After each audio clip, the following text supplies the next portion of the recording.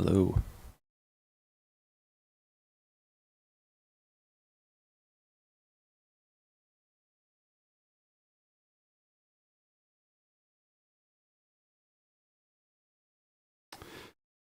Test test. Does this sound alright? I need to check on YouTube. Hello, hello. My channel's already open. Test test test.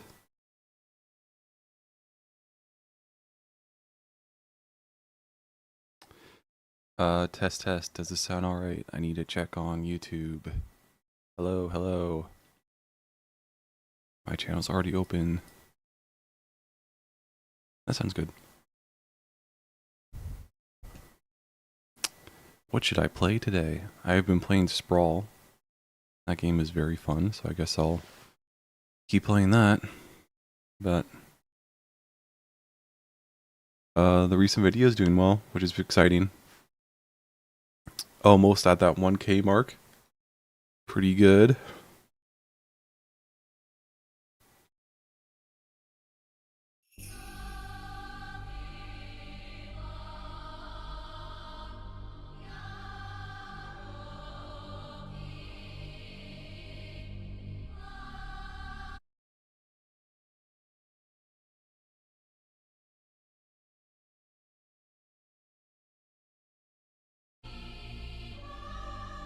Why is it so small?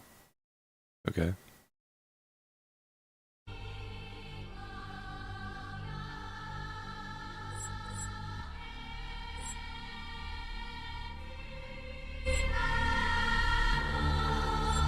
This game has an amazing soundtrack.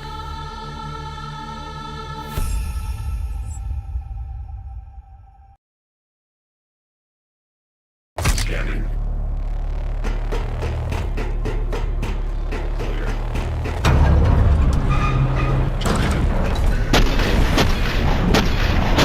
Critical system failure.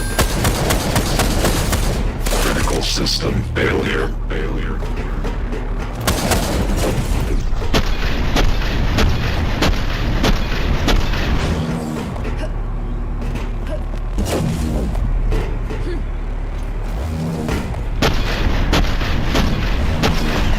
Critical system failure.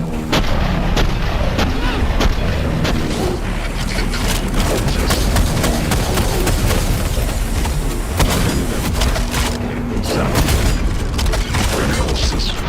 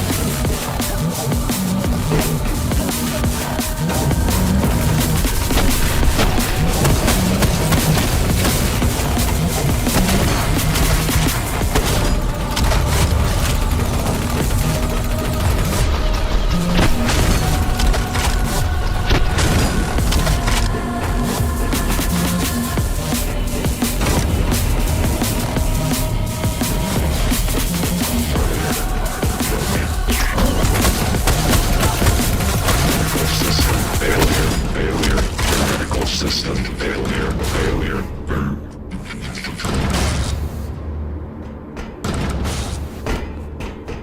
Excellent. Now purge the machines.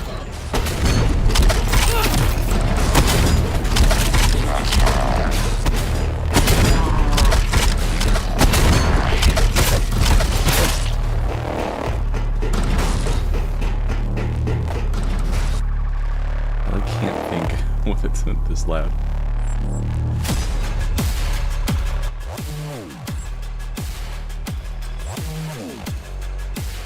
Okay.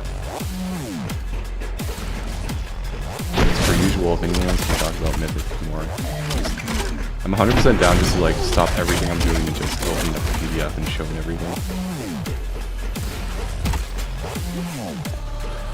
As usual, as a usual DM, I'm just desperate to talk about the thing I created. Critical system failure.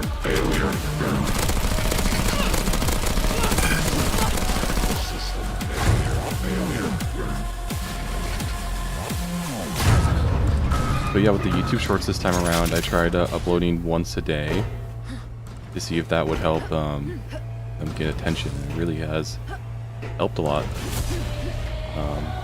The Shorts are getting a lot of views, and that's I see that directly helping the actual videos view count, which is nice.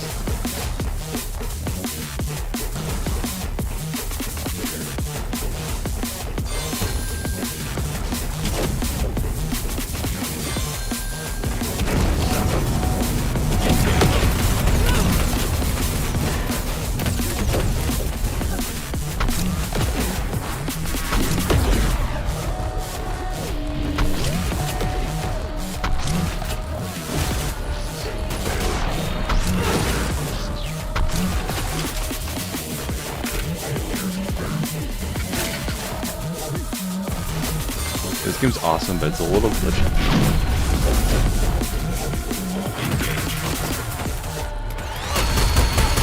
System failure.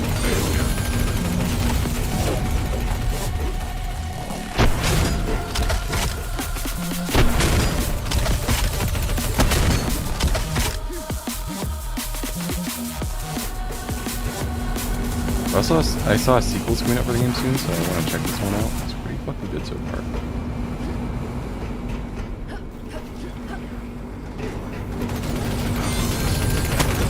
Other than it's it's hard to tell where to go sometimes.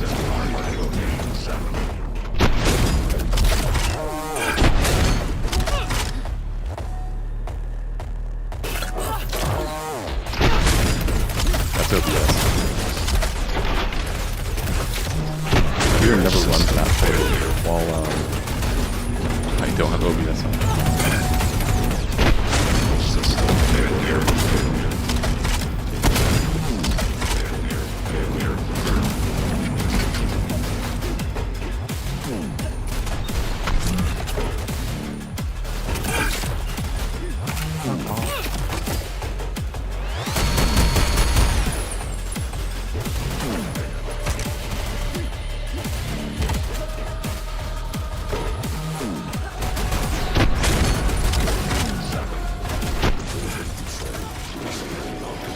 Fuck off, dude.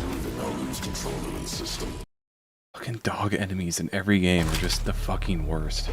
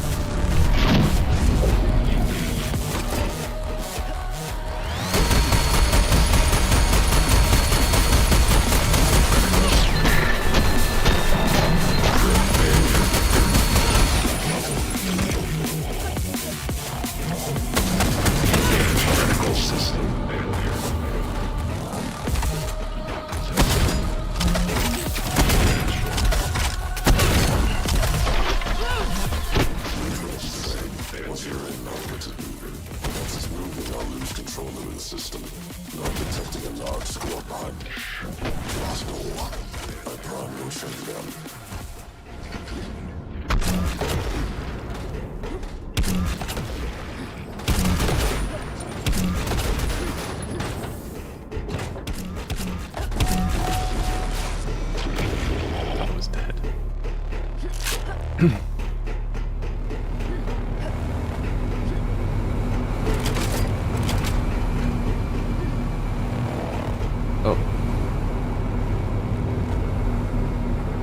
Oh, wow.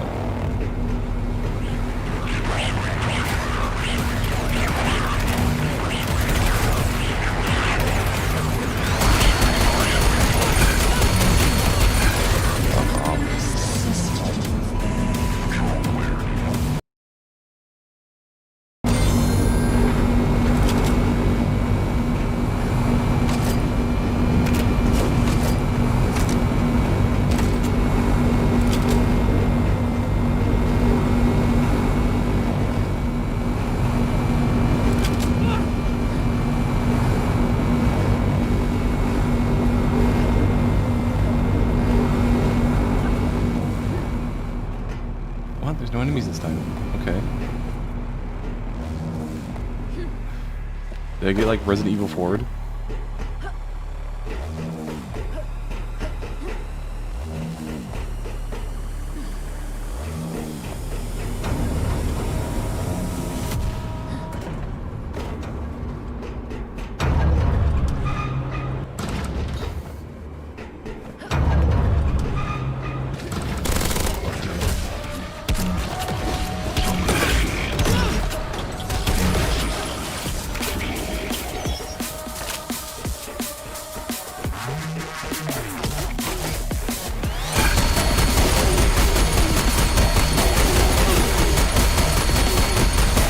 This lift has been deactivated from the other side. It is holding a hostage. Kill the birds and the remnants will be severed.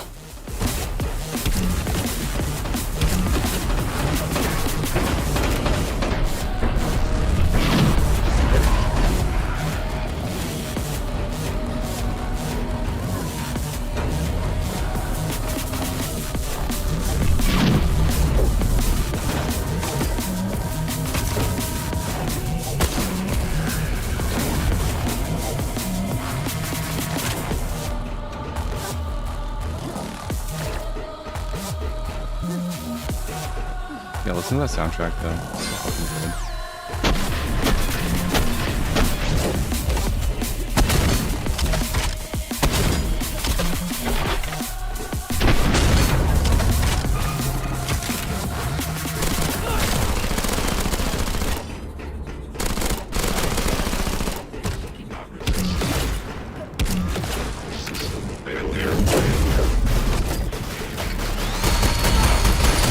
System failure.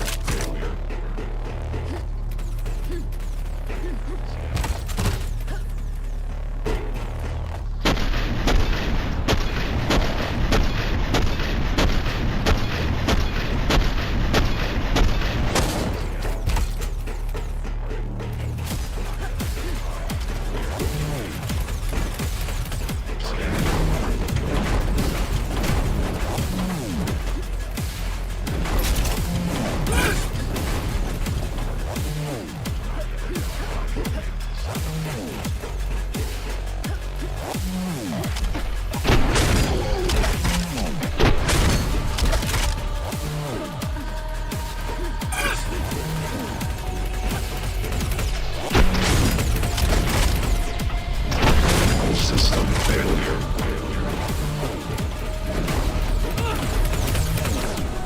Critical system failure.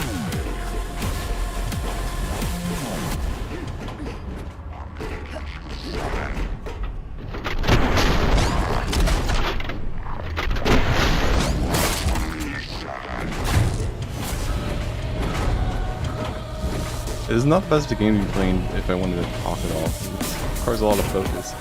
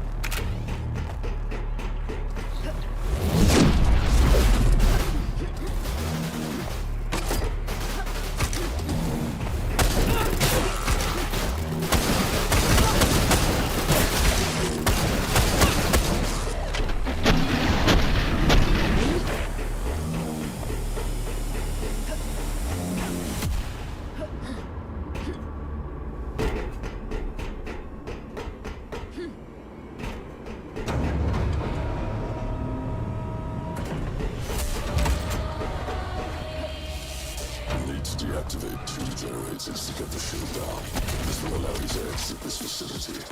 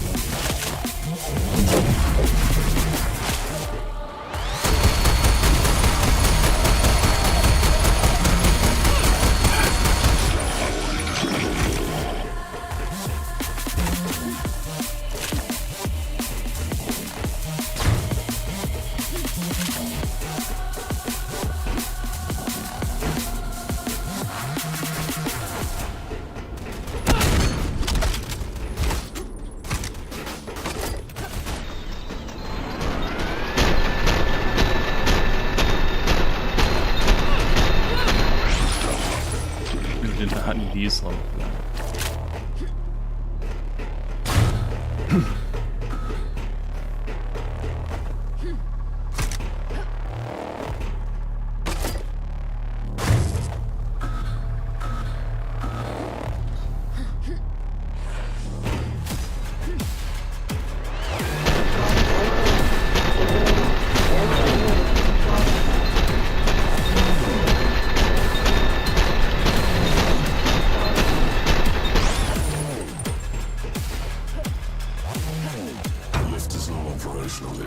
Sabotaged. Sometimes you need to take the leap of faith, Seven. Jump down.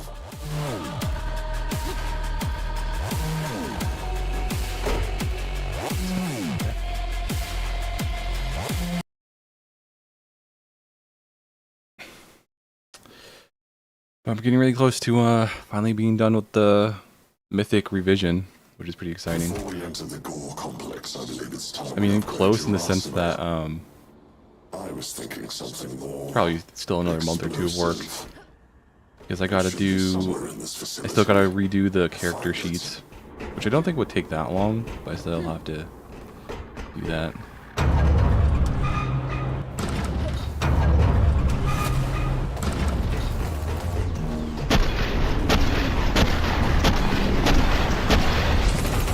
Actual PDF is almost done.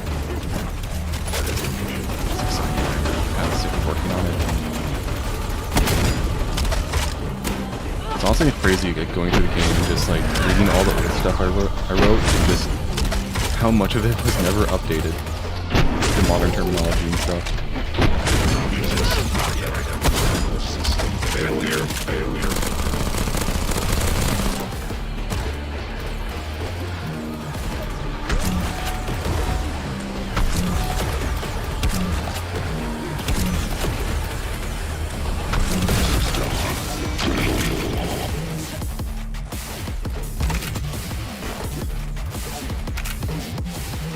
I've also been cutting back on scope a little bit for the game, because originally in the game you could have, I mentioned in my videos, you can have robot companions. Originally you could also have animal companions, but it was too much to put in the game.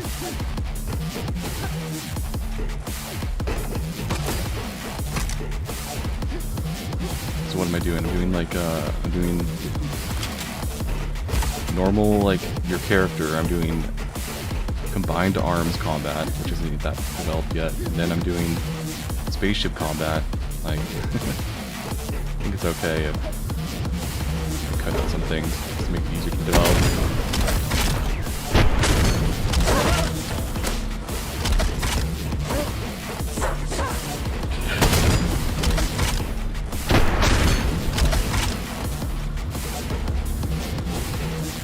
It's also crazy how many comments I get on my videos about other people making games. And it's really exciting that so many people are making their own games.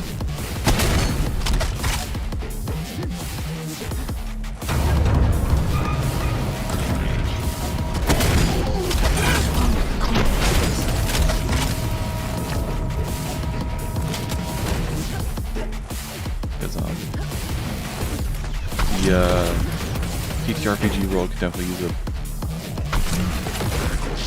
I don't know, I wouldn't say you could use more innovation, but like... I don't know. It's a pretty crowded entertainment field. But I don't know, I think it's cool that so many people make their own games. It's a creative endeavor, you know?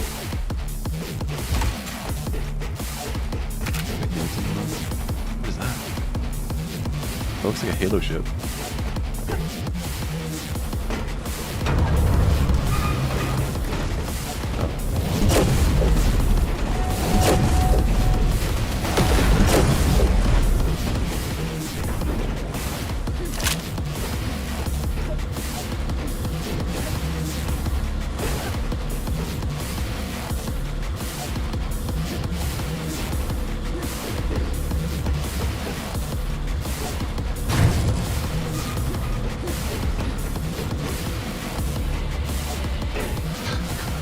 Yeah, I play Titanfall.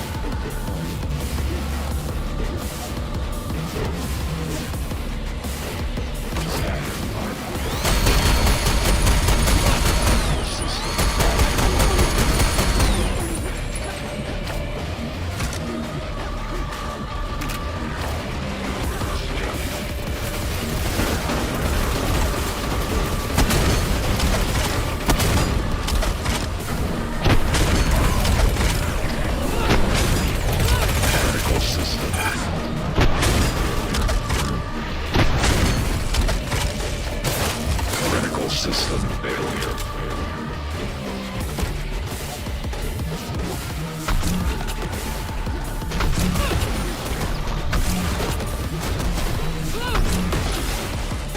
One thing that does annoy me about my shorts is that the unfortunate reality of shorts is that they are just my animations I do for my videos ripped out and made into a short. So they lack a lot of context. And the one short I made that talks about how like, oh, the amount of bullets that are in magazines in my game is like unrealistically low. And the amount of people commenting about how like how many bullets like different types of real life weapons would actually hold. It's just like just so funny to watch. 'Cause it's like I'm not asking a question in the short. You don't have to tell me. Like I know I'm very monotone, but like it was like obvious joke.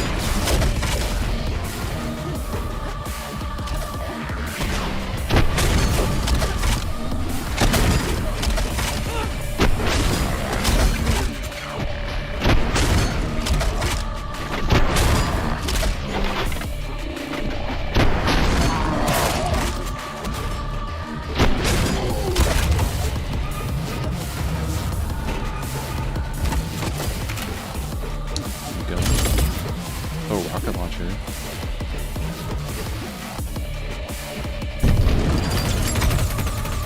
Whoa, okay. Wide area effect.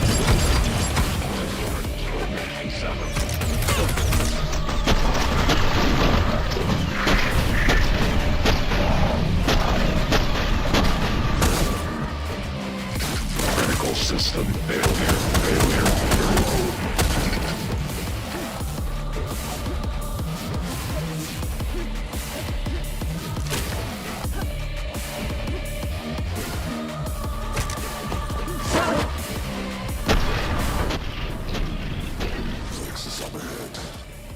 Through a power exhaust vent and go straight into one of the primary generators for the facility.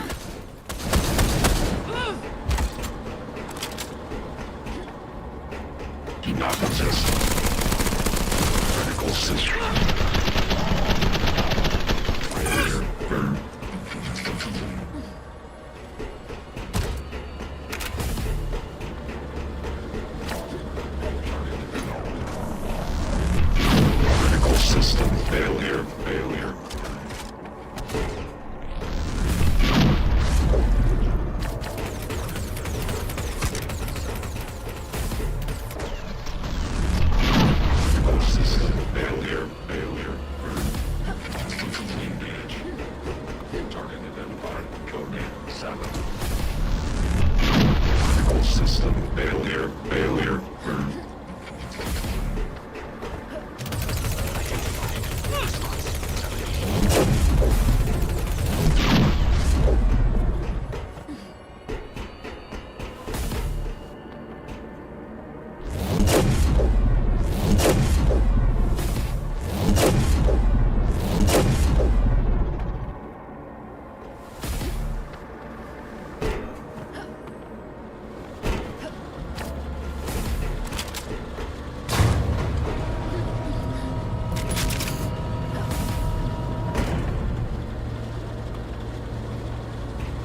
What did that do?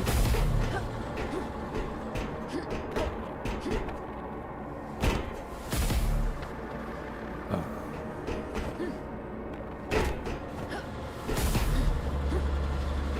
This game doesn't have a lot of movement tech, which is a little unfortunate. The only movement tech I've been able to kind of find in it is crouching into a jump. Kind of launch yourself, and I just, okay, I almost killed myself doing that.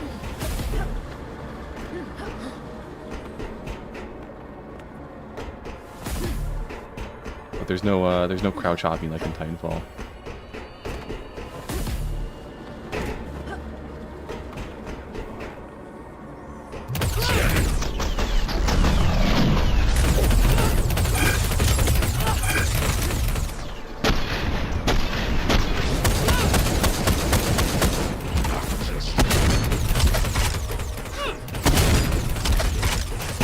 System failure. Failure. Burn.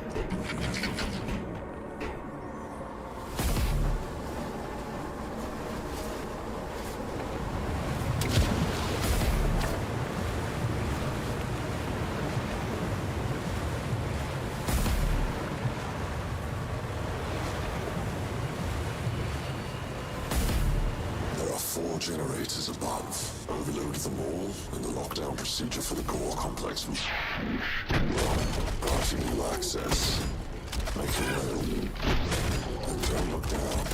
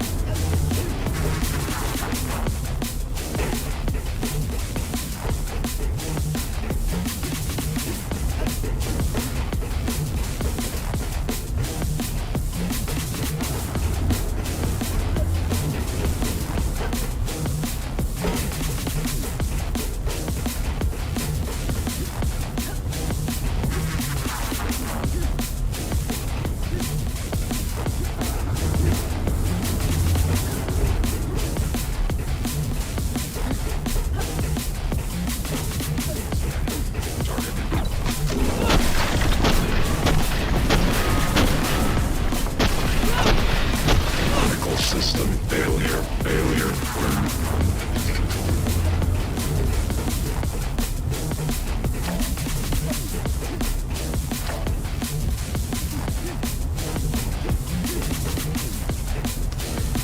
Oh my god. This is even hard. This is even hard.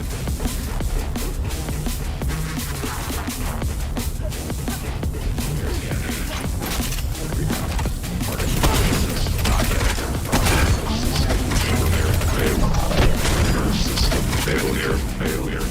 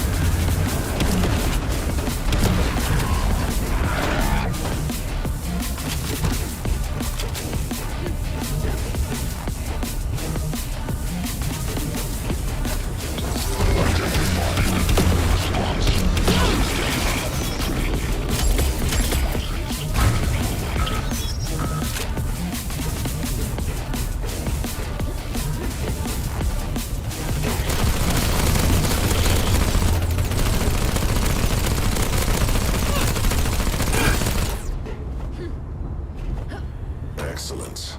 You'll need to locate a key card to proceed. From there, we will be overloading one of the complex's main failure points. The secondary power regulator. This will cause a chain reaction, subsequently shutting down the facility.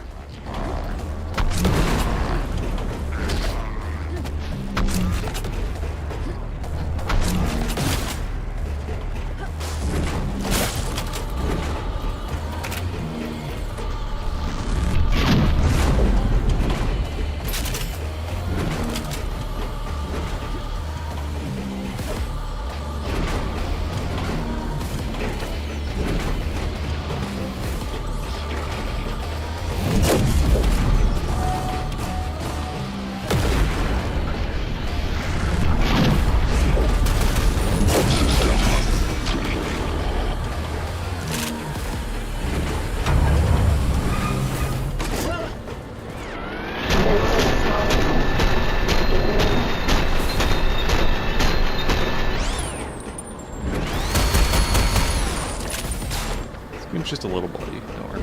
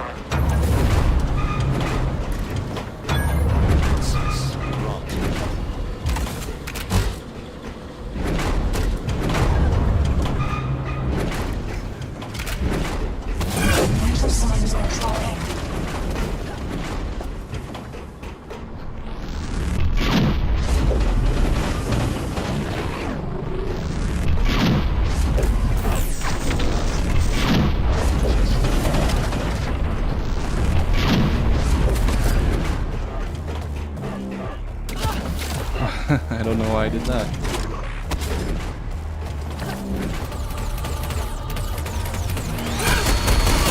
System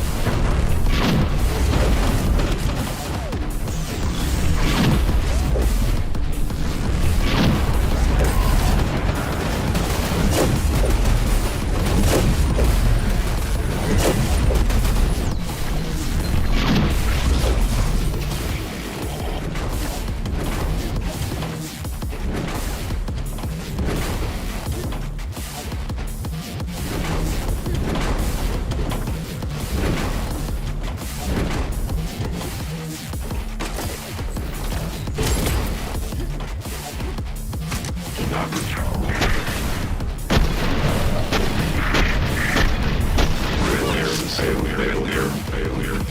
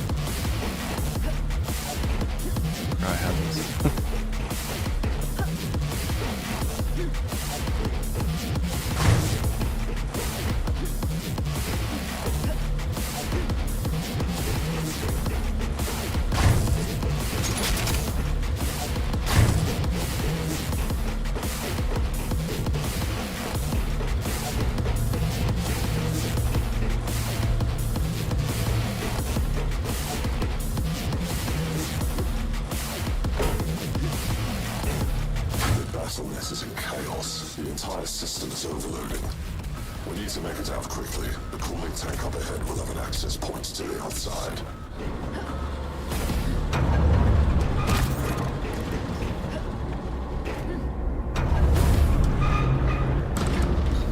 Seven, watch out.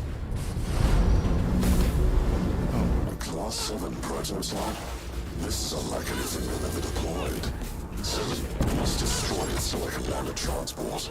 Our time is running out here.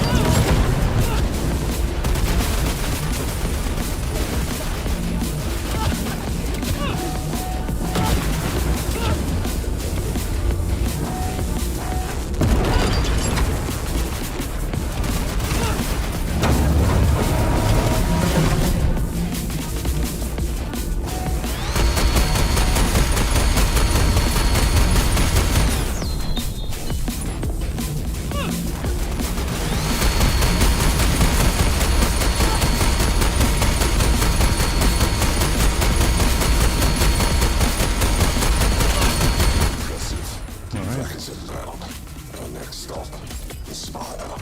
Let's end this.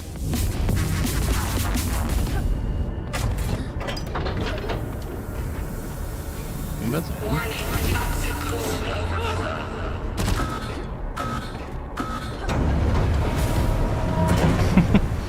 Fight's over and the mechanics are still going, okay.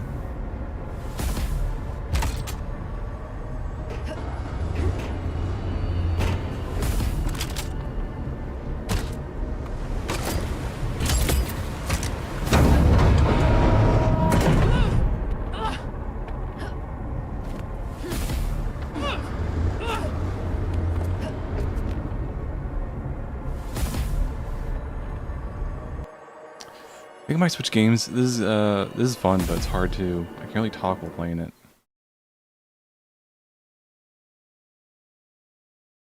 We are arriving at the wall, a barrier built to protect their paradise. What is beyond is dark, depraved, corrupted. We're almost at the end of our journey. Prepare yourself. Yeah, is the game about to end?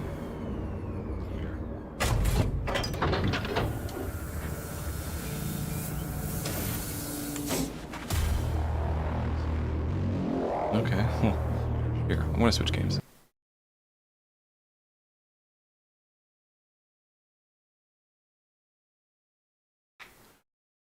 I'm gonna switch to Nova Roma, which is a early access game, but it's a ton of fun.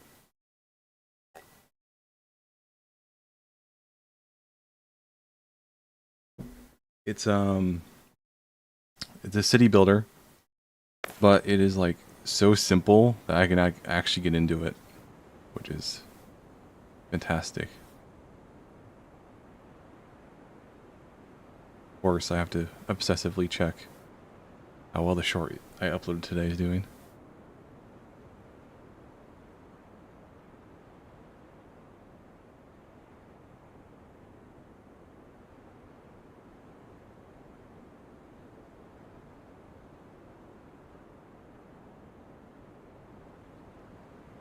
Doesn't want to capture. There you go.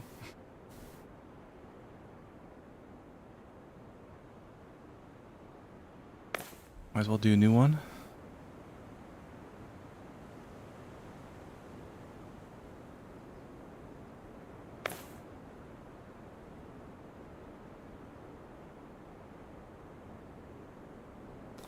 I like to do land. Island is kind of annoying.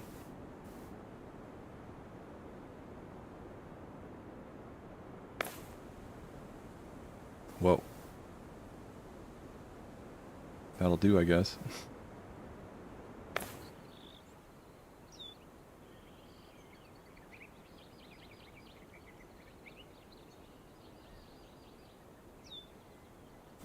Stream Island.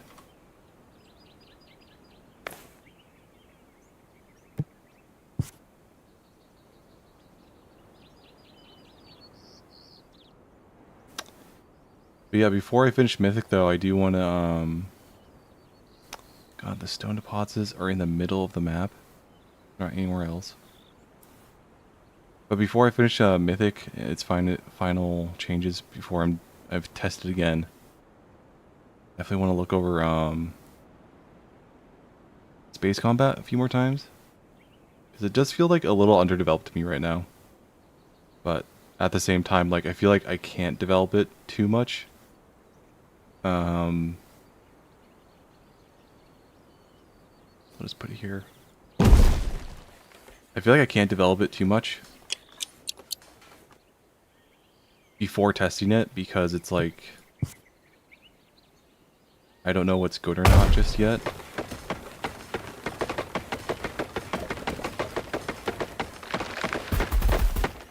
So that'll also take time. And then once that's done, I think I might start like a Discord channel or something to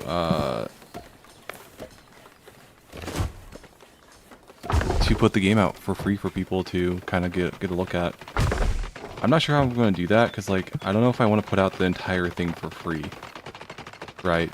It's like I said in my one video, I'm still like kind of paranoid that someone's just going to like, you know, download it and claim that they made it and try to steal it or something. Irrational fear or not, I still have that fear. Let's turn the music up.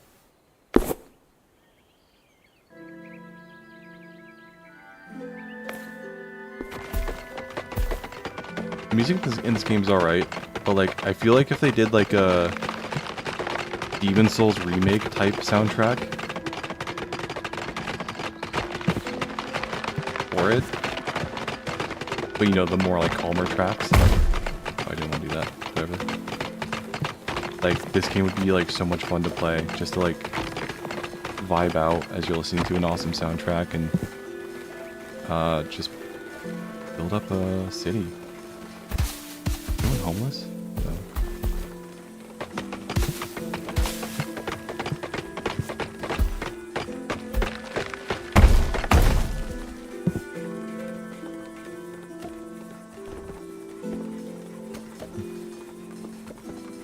The space combat's pretty simple right now. There's not a ton to it. I think balancing it could be difficult because I'm trying to include frigates, capital ships, and starfighters in the combat variety, and that can... I feel like starfighters specifically would be are kind of tricky to balance.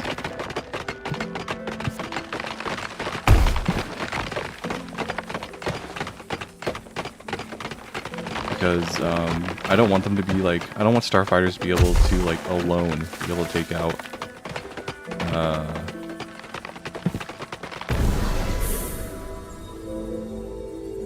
like frigate or bigger, because I feel like that'd be kind of ridiculous. But like in a small group, they definitely could. So they're kind of supposed to be more like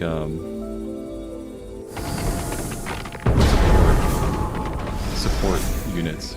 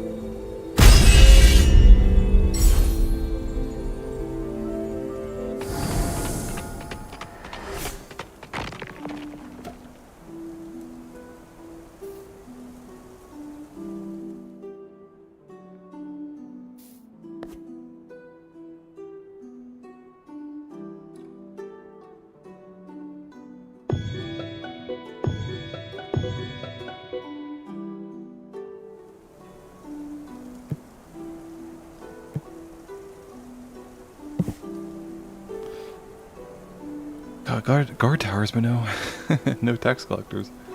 That was smart. Yeah, I'm glad that the my recent video is doing decently well, better than my last one.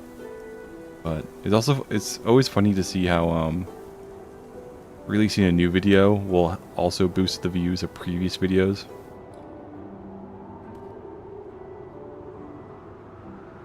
Just a nice little bit of like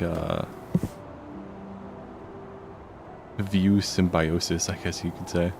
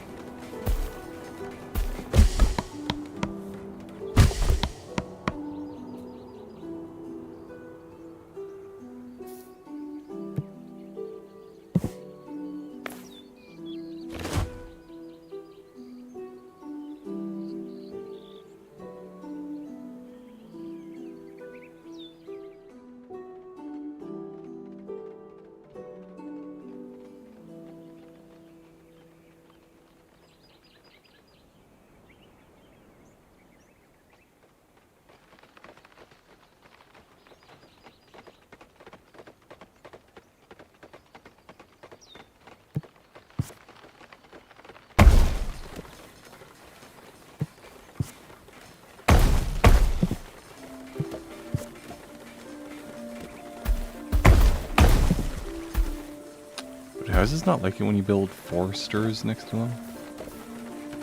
I know they don't like it when you put like industry stuff next to them. I don't know about foresters.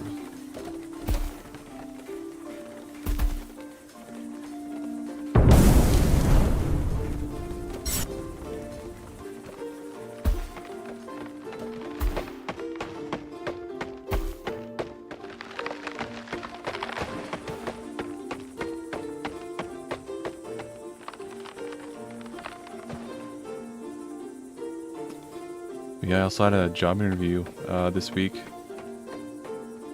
Not IT, which is interesting. It's a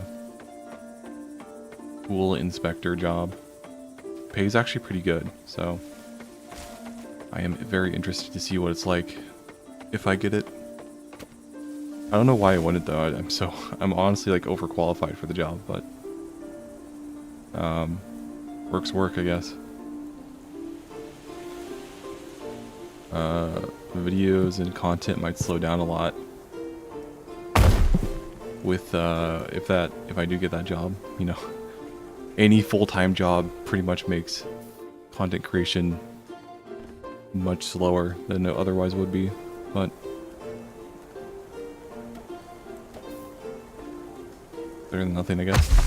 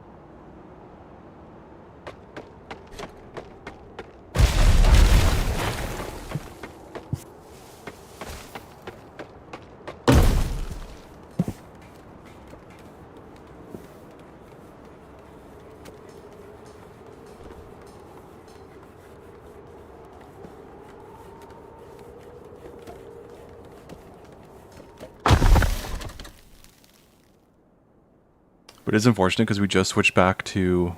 We were playing a pirate campaign for my group. And then we just switched back to our main campaign. So likelihood of playtesting my game soon is probably low, unfortunately. Which kind of sucks, but whatever. Especially with like starting a new job soon. That's probably fine, you know, so I can get settled into the job and then figure out my schedule and then be able to make commitments about DMing. So I was talking to my friend last night about this, and just like, DMing is so hard.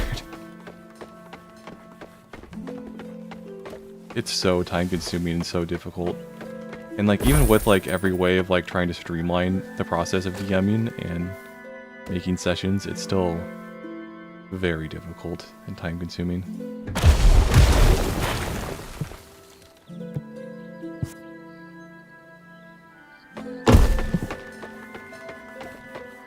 And that's even before you even start playing the game.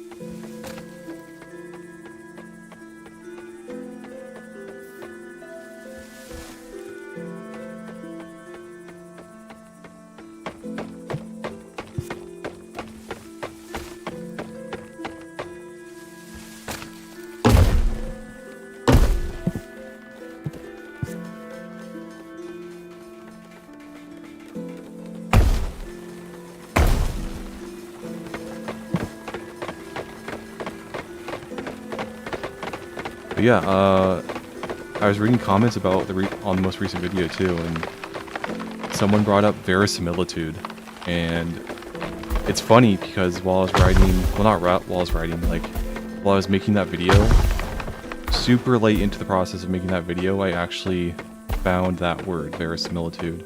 Just like on Reddit in a random comment talking about how that's better than, you know,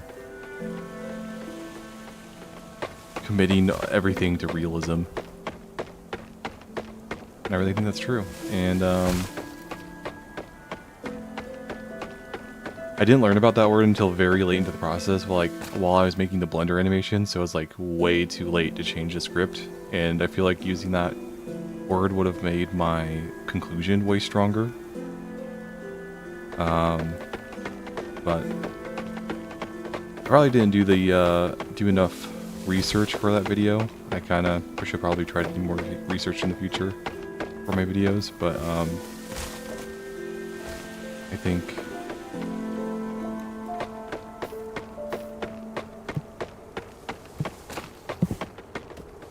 I'm not very concise with what I say in it, but I think I kind of, for the most part, communicate what I want to say in that video.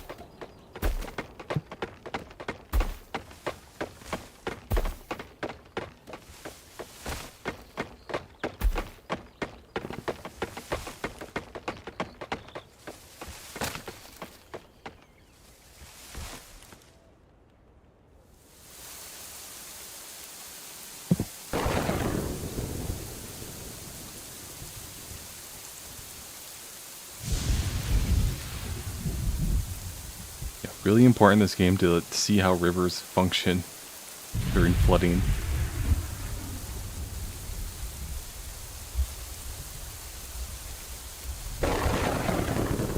Uh-oh.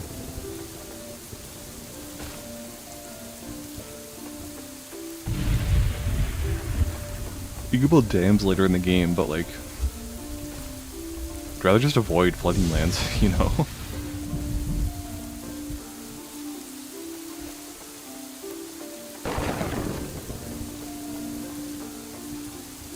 Okay, well it just stops there, so that's good to know.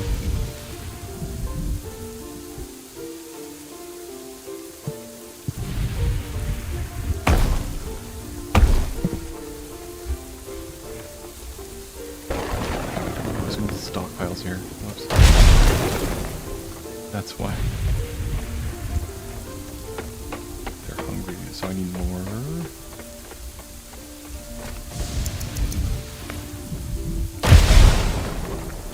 Farm.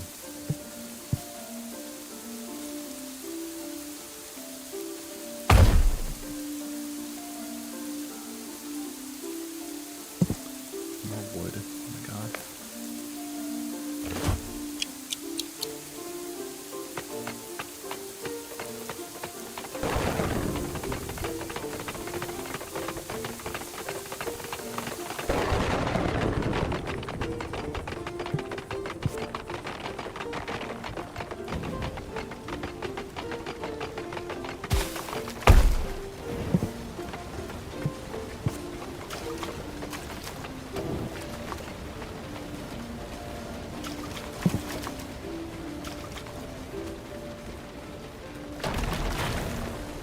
Cool.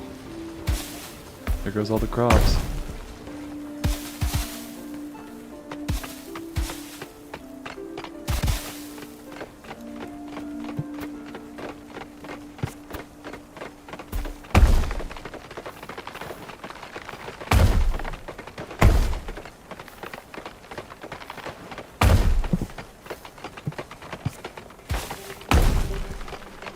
That's bad layout, but whatever.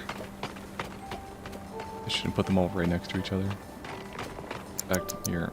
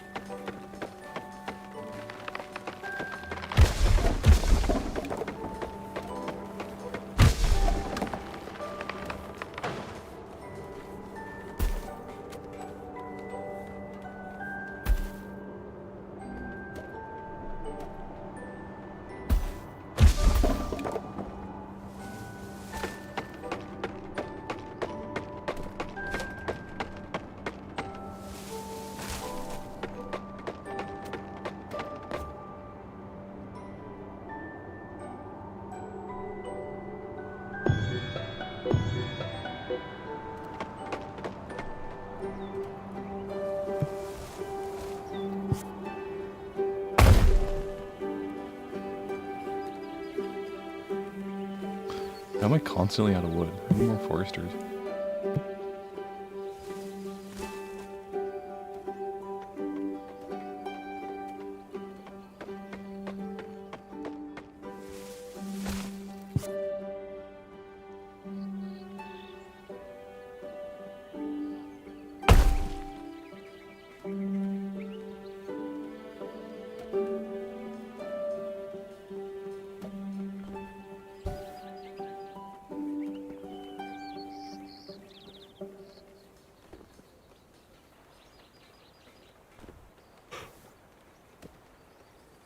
But I've been learning Magic the Gathering.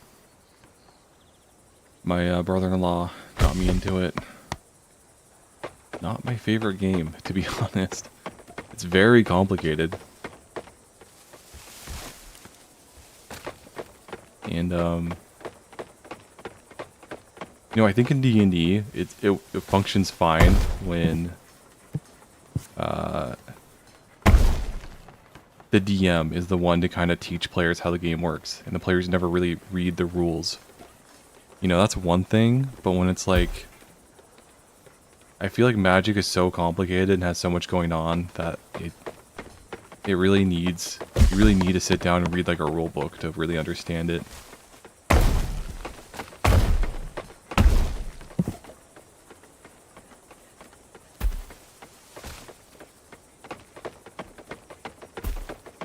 And it doesn't help that one of the guys I play with is just like freakishly good at it. So it's like whenever we play free for all, like 3 or 4 person free for all, it's like we gotta kill this one guy. Because if we don't, he like eventually he'll get like the one card he needs to make his deck like super strong and super powerful, and actually make it work. And then he just wins. It's like we can't do anything about it. Like it's happened so many times now. It's like I don't have the knowledge to combat that. I need a mason.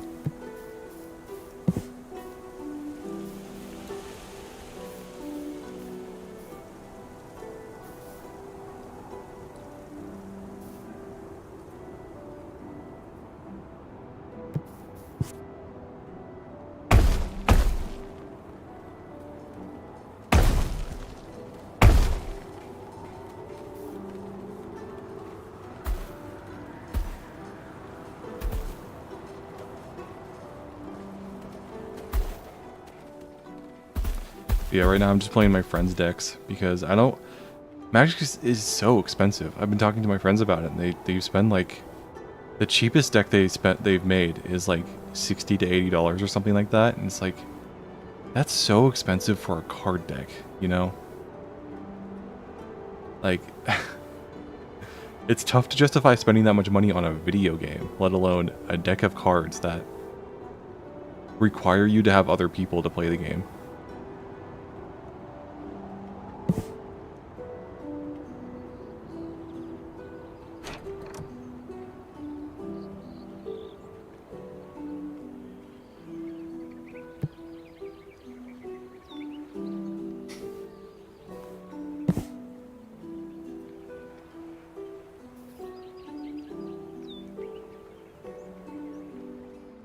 Well, that's why I don't have any fucking wood.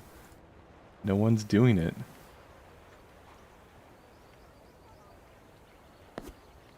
That is one of the more annoying things about this game, like managing jobs.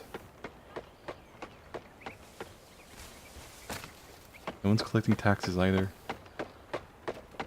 Doesn't mean I have it like 7.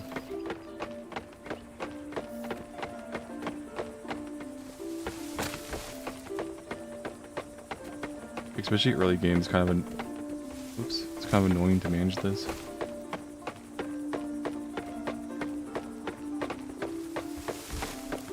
All you can really do is just build your population, but it's like it'd be really nice if not everybody would automatically assign themselves to working the whatever crop I have growing and actually work the jobs I need to also have done.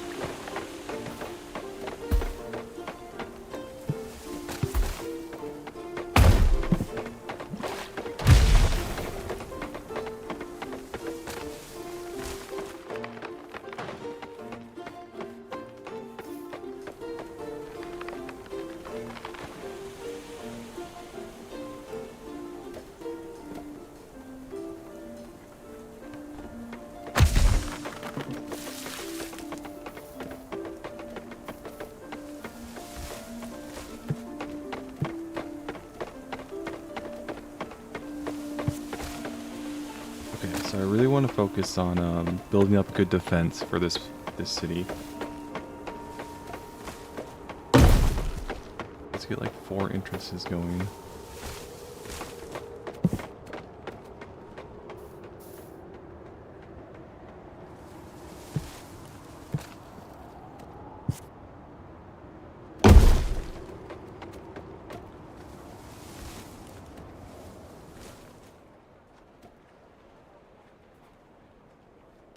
Because, like, what I've found with this game is that the secret to defending or warding off attackers is to just have a shitload of guard towers. That's a very expensive way of doing it. So I want to see if having walls will better slow down enemies.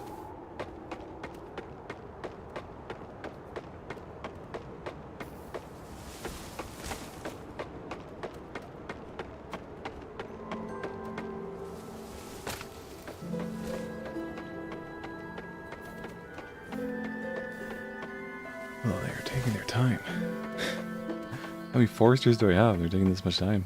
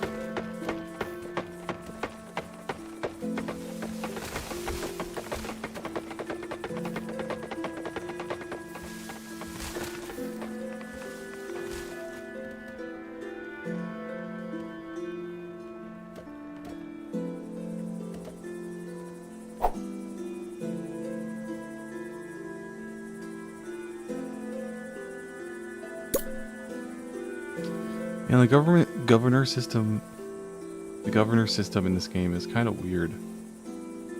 This feels like pointless to use most of the time. Good. It really only gives you like small buffs. And you have to constantly change it or else people will get mad.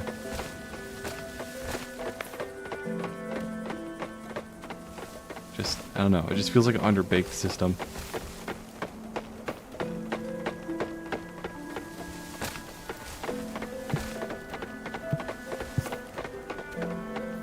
Okay, so here comes the crazy part.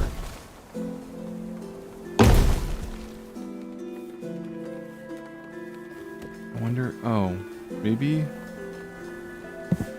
I should build the walls first and then put the guard towers on the inside. That way they have to break through like 2 things to get inside.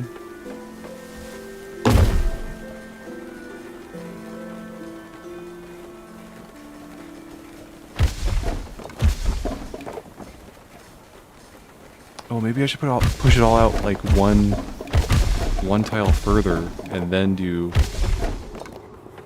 the two guard towers, or the guard towers every other space.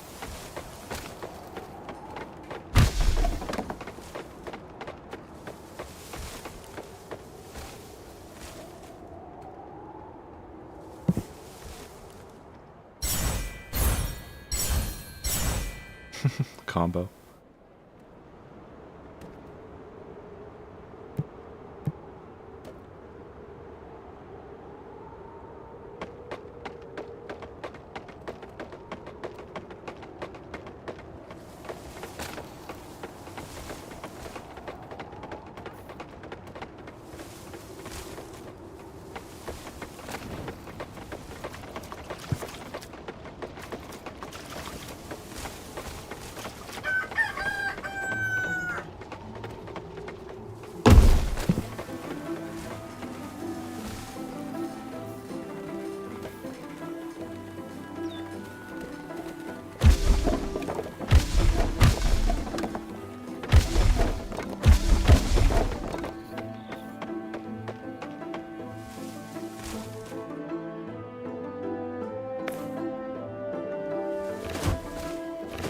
Foresters chopping on trees is just taking so fucking long.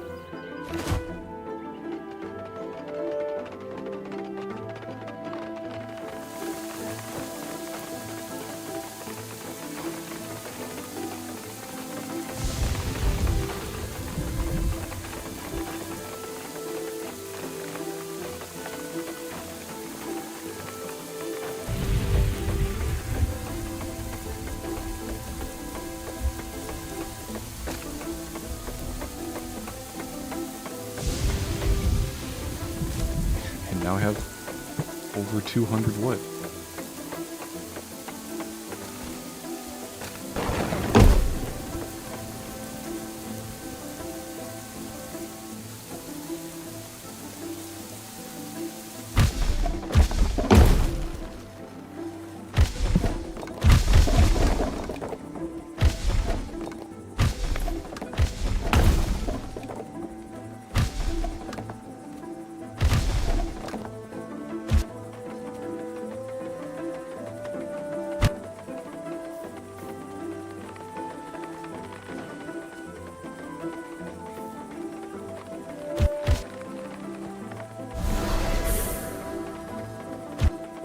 What is he, mad?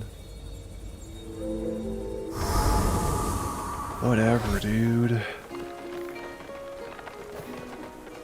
Other things take precedence sometimes.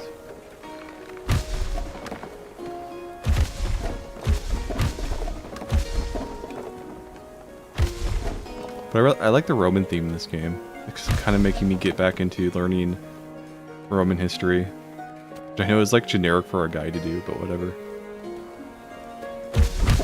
It's been a while since I studied it. It's always super interesting.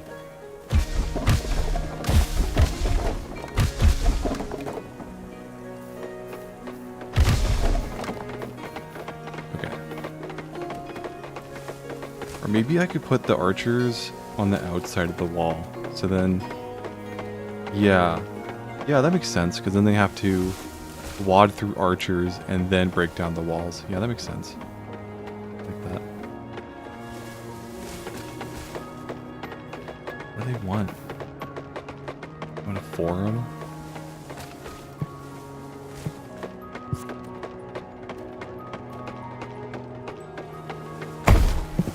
Take a big ass forum.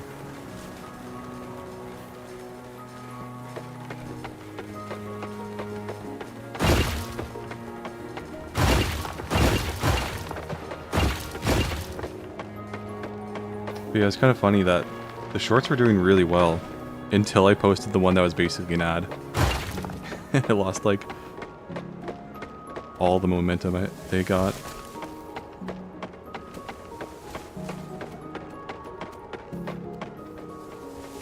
That's okay. They've been slowly coming back after that though. And it seems like there's like... It's important what day you post on.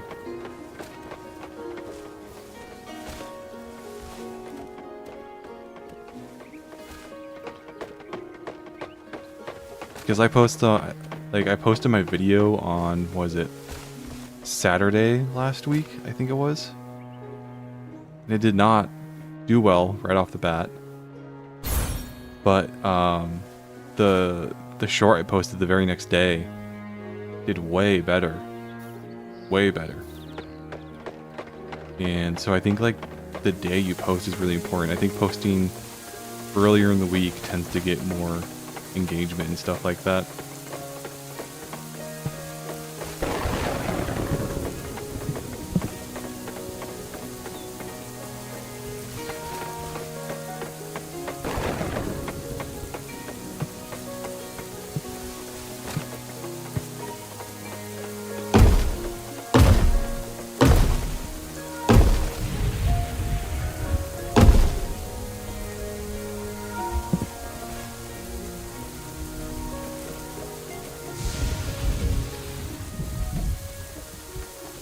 I posted a short today. Well, I haven't checked it actually.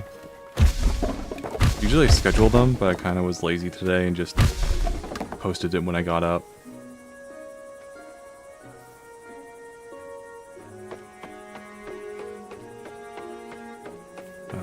Let's see.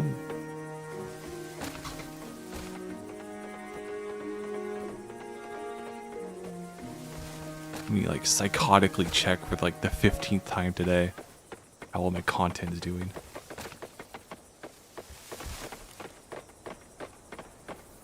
Oh, the Daggerheart video is getting watched too. That's cool.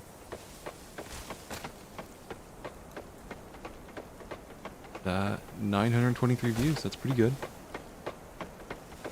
That's pretty good for a Saturday. I think the other shorts kind of, they seem to compound. I think that helps.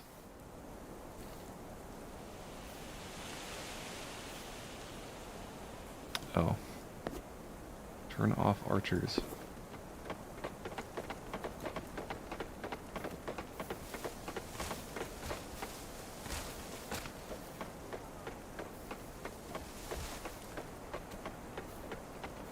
$923 views, 20 likes, 2 dislikes.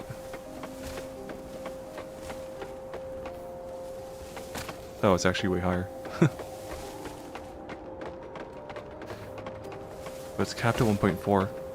It happened with the other short too. It kind of got to like 1.4k views and then just kind of died off. Didn't really get any more views after that.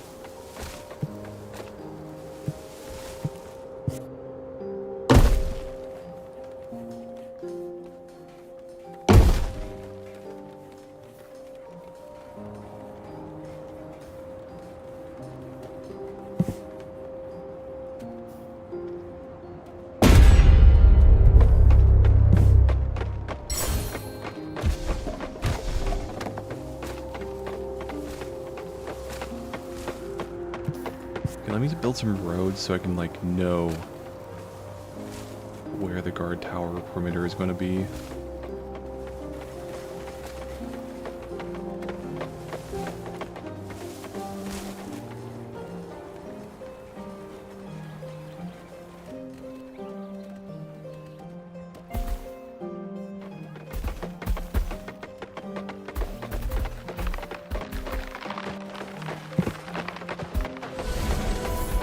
start building some more houses and get some more people in here. 'Cause I need to tax people. I need more money.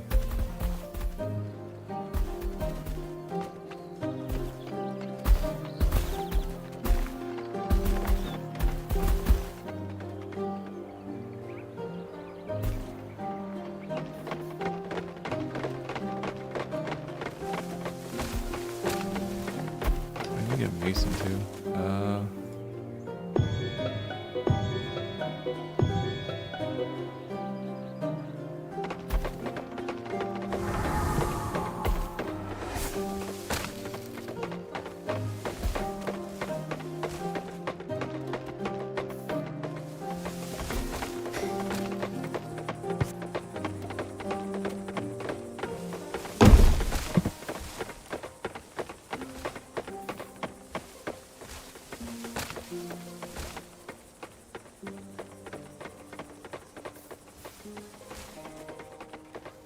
Okay, I'll be right back actually.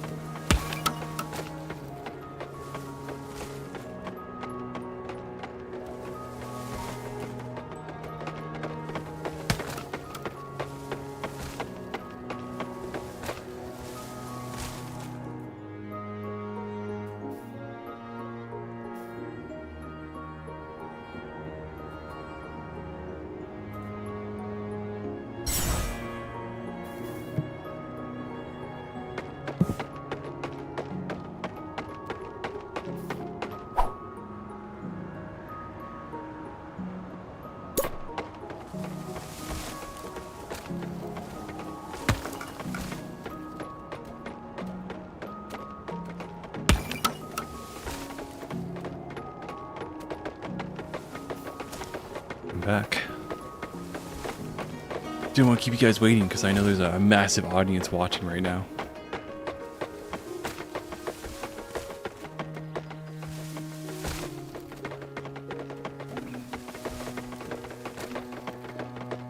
But yeah, I kind of wish, I don't know. I wish I could stream more frequently, but just awkward having roommates and doing it.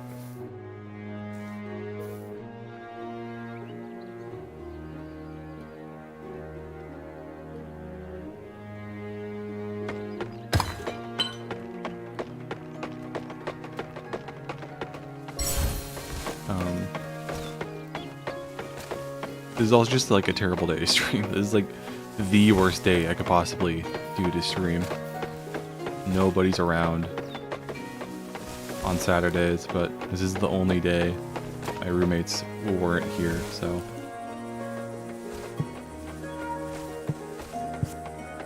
If I could, I'd stream on like Sundays and I don't know, like Tuesdays? During the week, people are more available.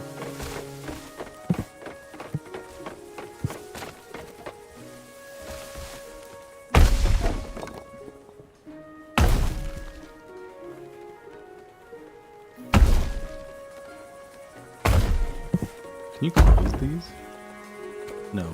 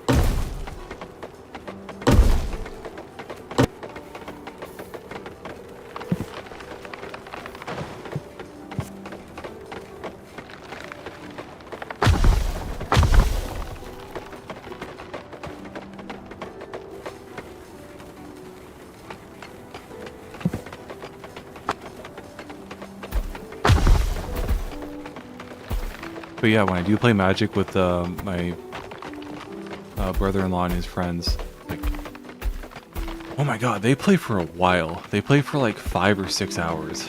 Like, and like I can respect that to some extent, but like I'm not that into the game.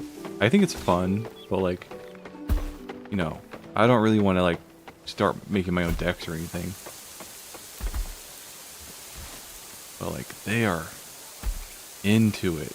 They spend a lot of time playing.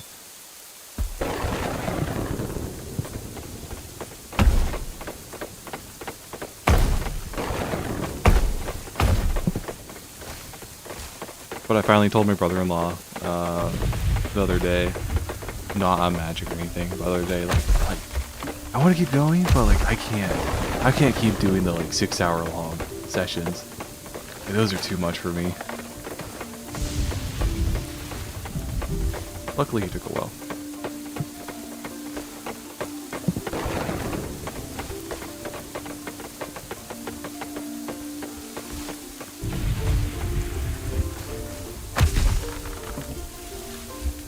I wish I could get him to play D&D for that long, but you know what? But whatever.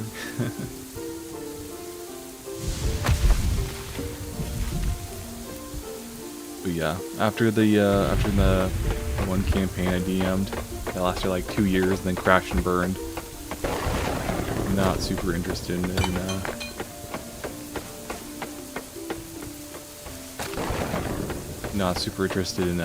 DMing unless I'm testing Mythic. I'm not really interested in DMing.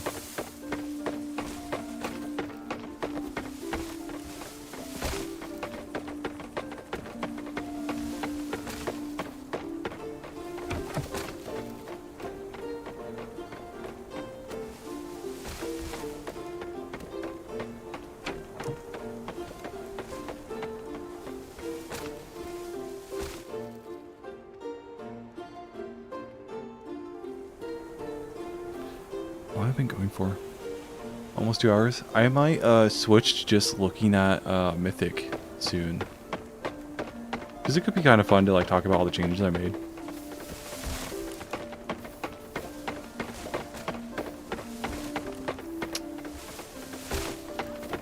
And then, I don't know, talk about something, then turn off stream.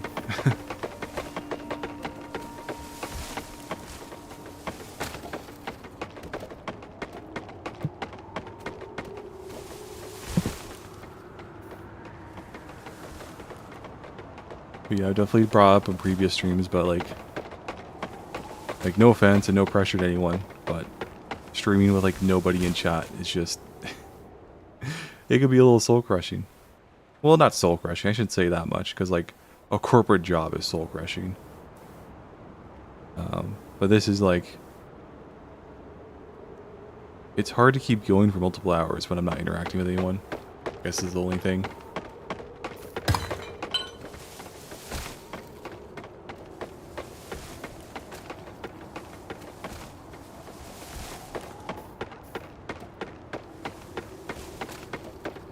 But yeah, for my next video, because I might be starting a new job soon, so my next video, I kind of just want to get out a quick little one that is just essentially an ad for the book I wrote, which I know is kind of lame, but like it would be nice to make some money off of it. Even if people buy it and don't like it, like at least it made a little bit of money, because I could definitely use a little bit of money right now.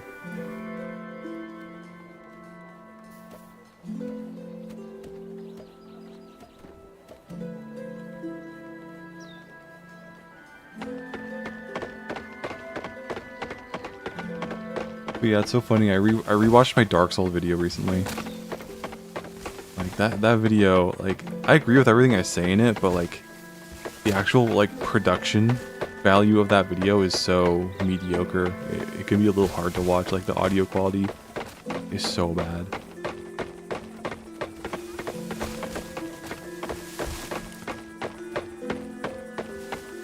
But I think like once you get halfway through that video to like the combat section, I think it becomes a much better video. Much better video. Becomes like way more interesting, it's faster paced, it's using better music. The first half of it feels kind of lethargic.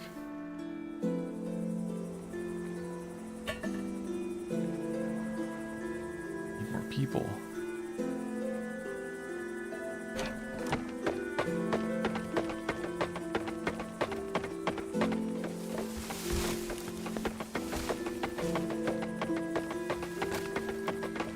I guess I'm gonna start a grape farm. That always gets a lot of people happy. Make a massive grape farm. Why not? Oh, except I should do this. Need a min-max. Need a min-max and Nova Roma.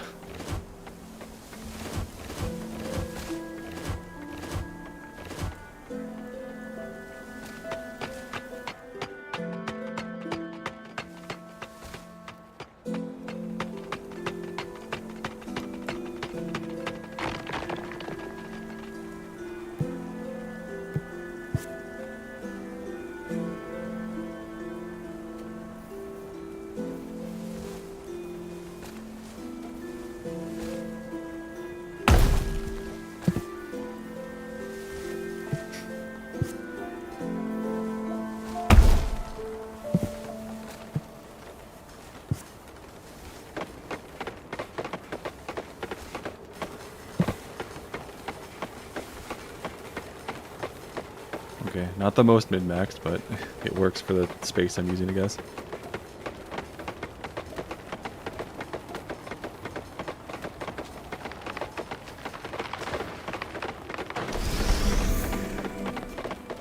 Yeah.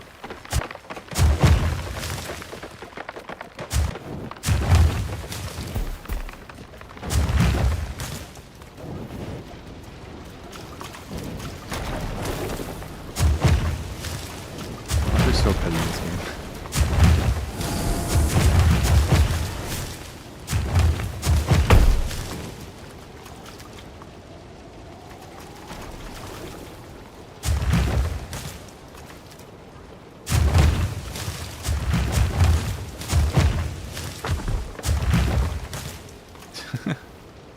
Finished construction is already kind of fucked up.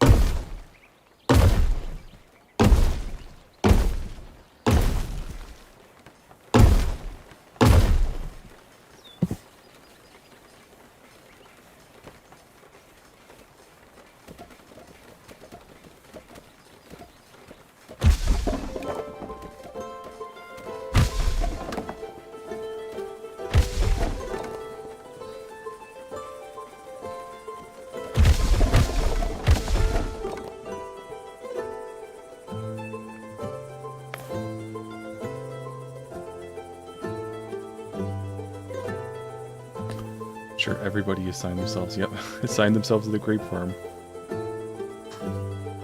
Nothing else will get done now.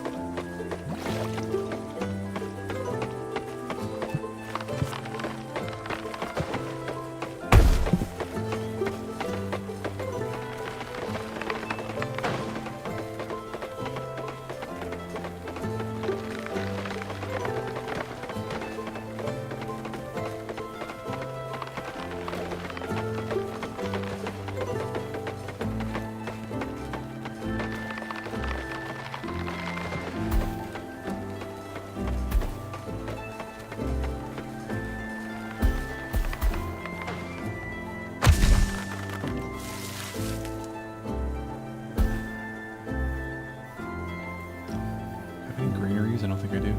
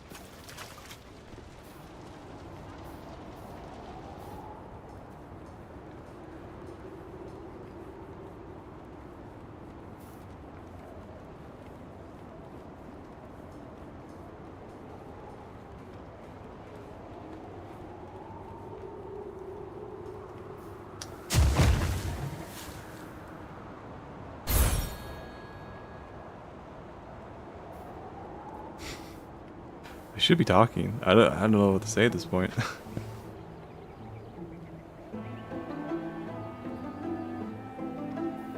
I don't know. What do streamers talk about? Talk about Israel, bro. No. I'm gonna get banned from social media in like 2 seconds.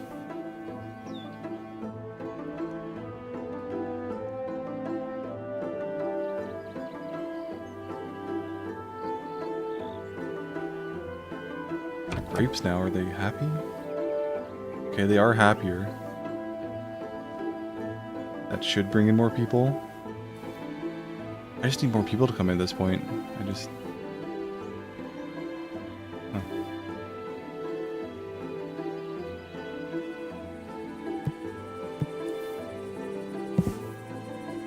I don't think anyone... There's no one working at the tax office.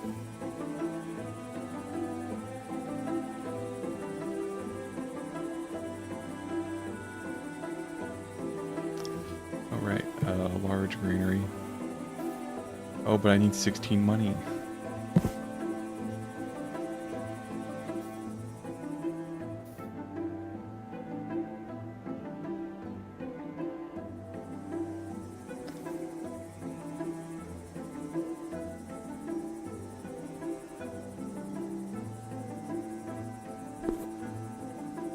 go, tax collector. It's kind of annoying that they assign themselves. Well, it's annoying, but also kind of nice that they assign themselves to automatically assign themselves to jobs, but sometimes they automatically assign themselves to jobs I don't want them to do.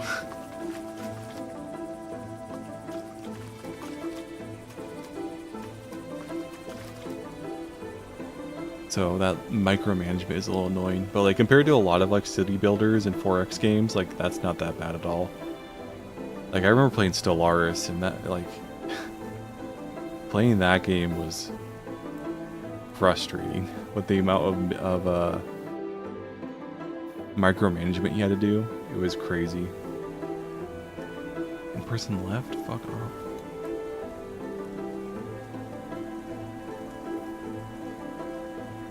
But I have grapes. Do you want grapes? Can I make a winery? Oh, I can. I need money for it.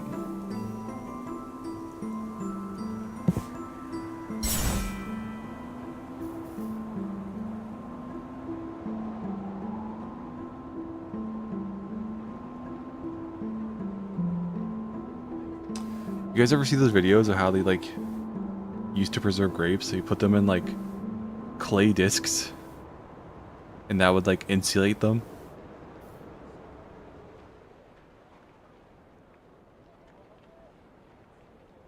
In pots, like corked pots, I think. I think that was the thing, right? The ancient world is so crazy. Like they were so like human ingenuity really showed through in the ancient world. I feel like nowadays we don't have that as much, but just crazy the stuff they figured out back then. Like how do you even figure some of that out? Oh my god, collect money, please. Why is no one working? Tax people.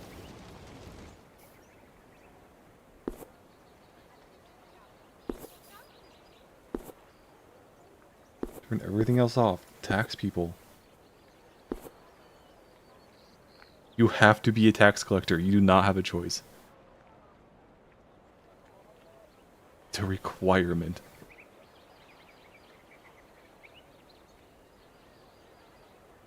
There we go.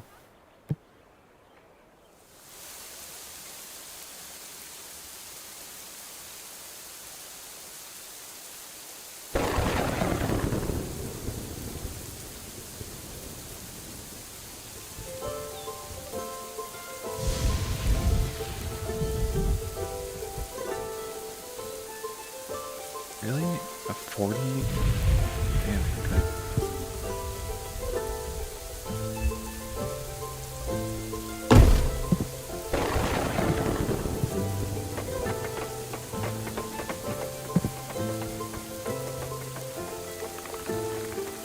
I'm surprised I haven't been attacked yet. Like, not once. I'm sure it's going up soon. Getting attacked is actually a pretty easy way to get your citizens happy with you, because you kill a couple of invaders and the happiness goes way up.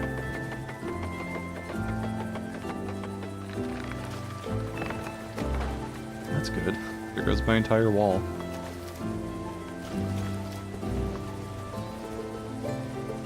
It's the Great Fire of Rome. Stream Island. Here we go, some people came.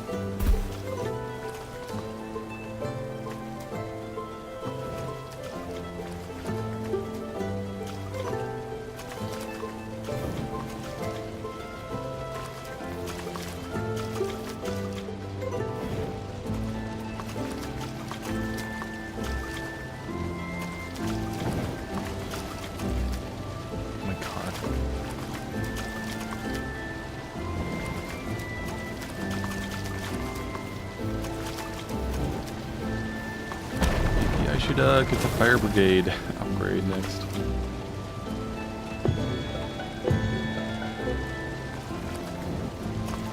That's real bad. That's real bad.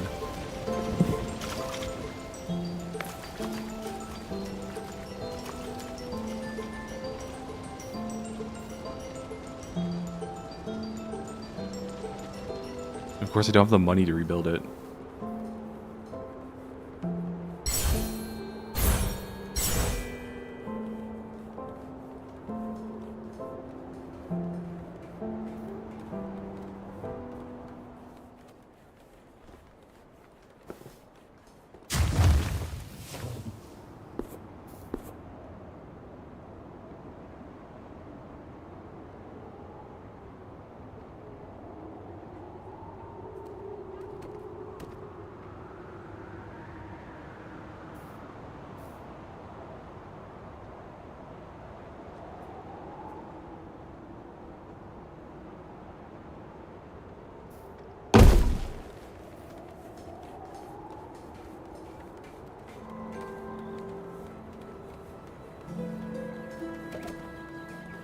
Let's make a winery.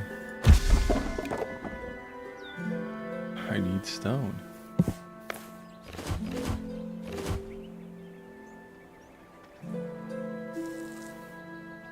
Well, people stayed. Okay, here we go. That's good.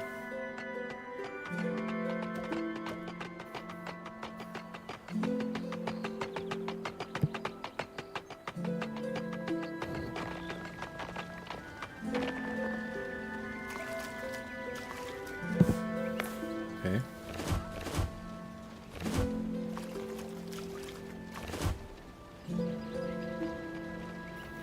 Everything is on fire all the time. I should probably move these out of the, like, inner city, right? Guess it doesn't matter. Like, most of my housing is out here. Yeah, it's not really affecting anything.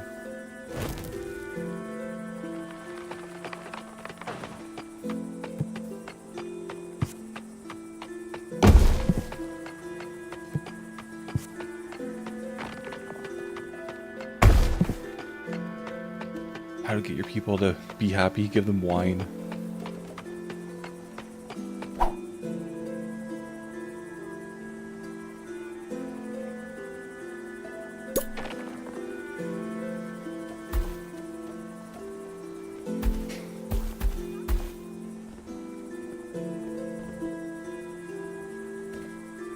Oh, doesn't need pottery though.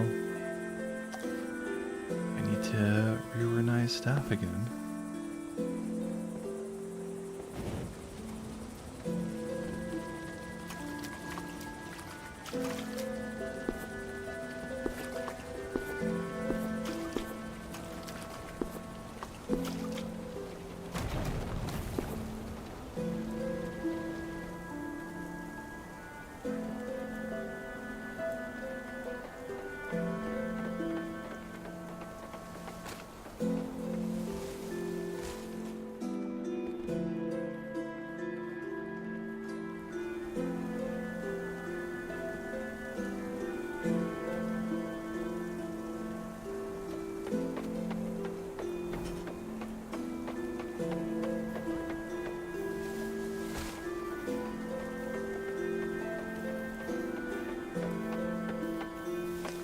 Good. Of course that fell apart.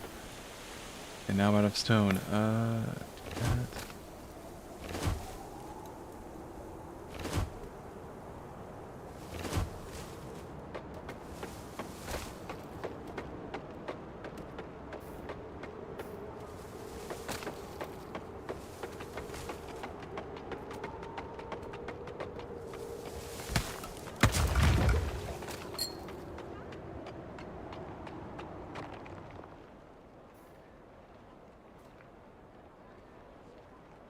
Okay, okay. Got some more people now.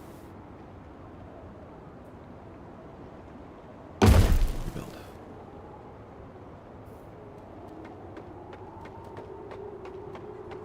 How long have I been going for? About 2 hours now. I could show off some mythic stuff and then talk about it for a few minutes and then probably turn off stream.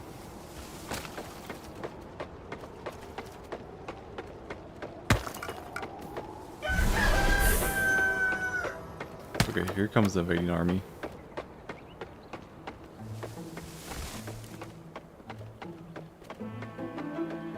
Do I have the money to support?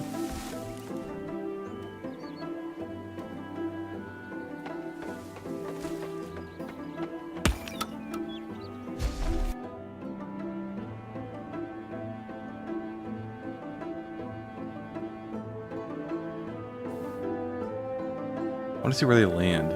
That's always like really important to know where they're coming from. Because I don't have any archers on the the right side right now. So if they come to the right from the right side, maybe make a garrison. I think they're coming from the right side.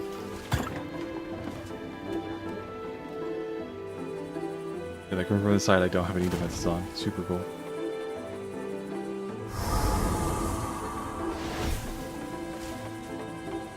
That's all you wanted to do? Okay.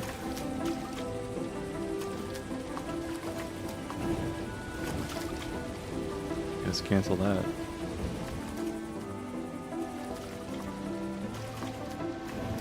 Terrifying enemies. They set my walls on fire and then leave.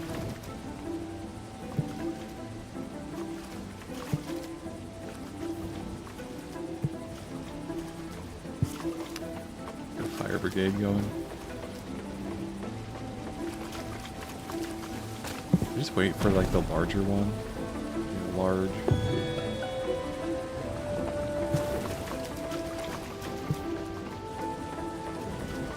I need $100 for it? Oh my god.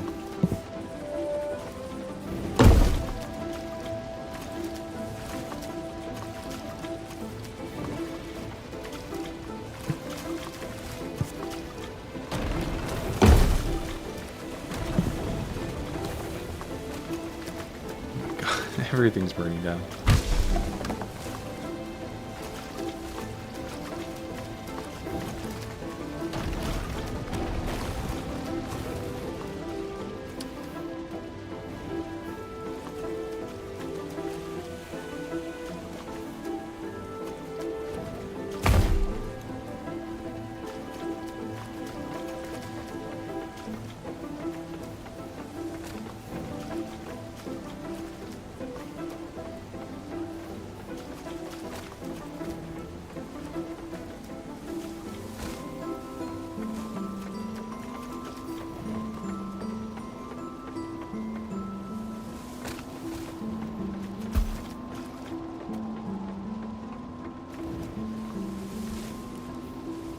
Just won't stop. Oh my god.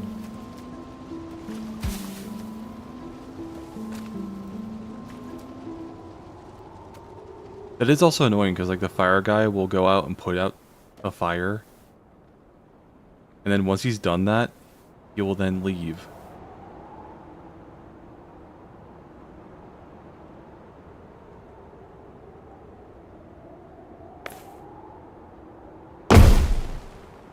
And he won't just automatically go and put out the next fire, which is annoying. So he'll like begin to leave, then immediately turn around to put out the fire, and that adds up in time, you know? Eventually that fire will burn something down because he just turned and left first before checking if there's another fire to go put out first.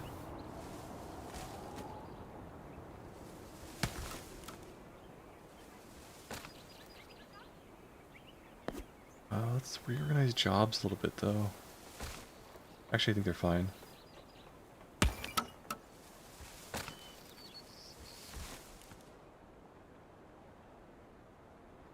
But yeah, I'm at the 2-hour mark, so let me save, and let me just pull up mythic stuff. Just talk about that for a few minutes, and then, whoops, then end stream.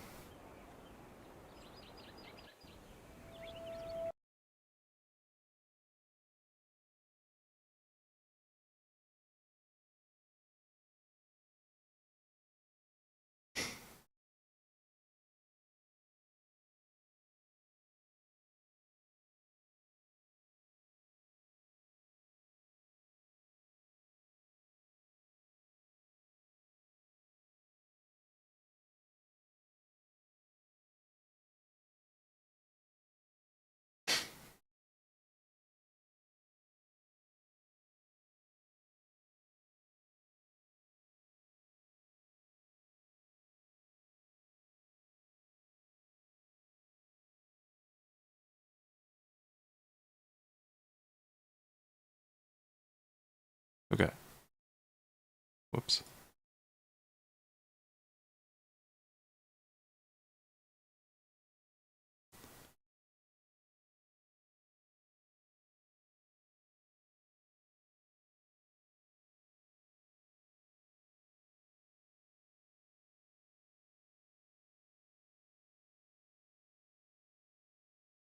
Okay. So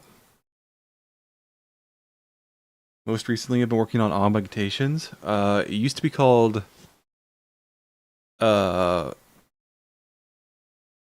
like chemical and biomechanical augmentations. It was a really long name, so I shortened it down just to augmentations. And similarly to the weapons page, uh way up there. Wow, it's way up there. What I did for the weapons page is that this is something my friend made for me actually, kind of. He made a version of this, and then I took it and tried to put it into the actual book. And this is like the quick reference table for weapons. And it's looking pretty good so far. It's a little squashed in, but I'm trying to be very space minded for the book because I don't want to, fewer pages printed should make printing the book cheaper. Theoretically, even though I'm not even planning for a physical release right now, but still. So you have this. This tells you, this is meant to tell you like basic information on your weapons, like what type it is, cost, how much space it takes up. Because recently I did change the it's not. Recently I did change the weight system, so it's not tracking things in pounds anymore. It's tracking things in what's called inventory slots, which you start the game with. I think it's 10, but then it's like you add or subtract to that based on your strength score.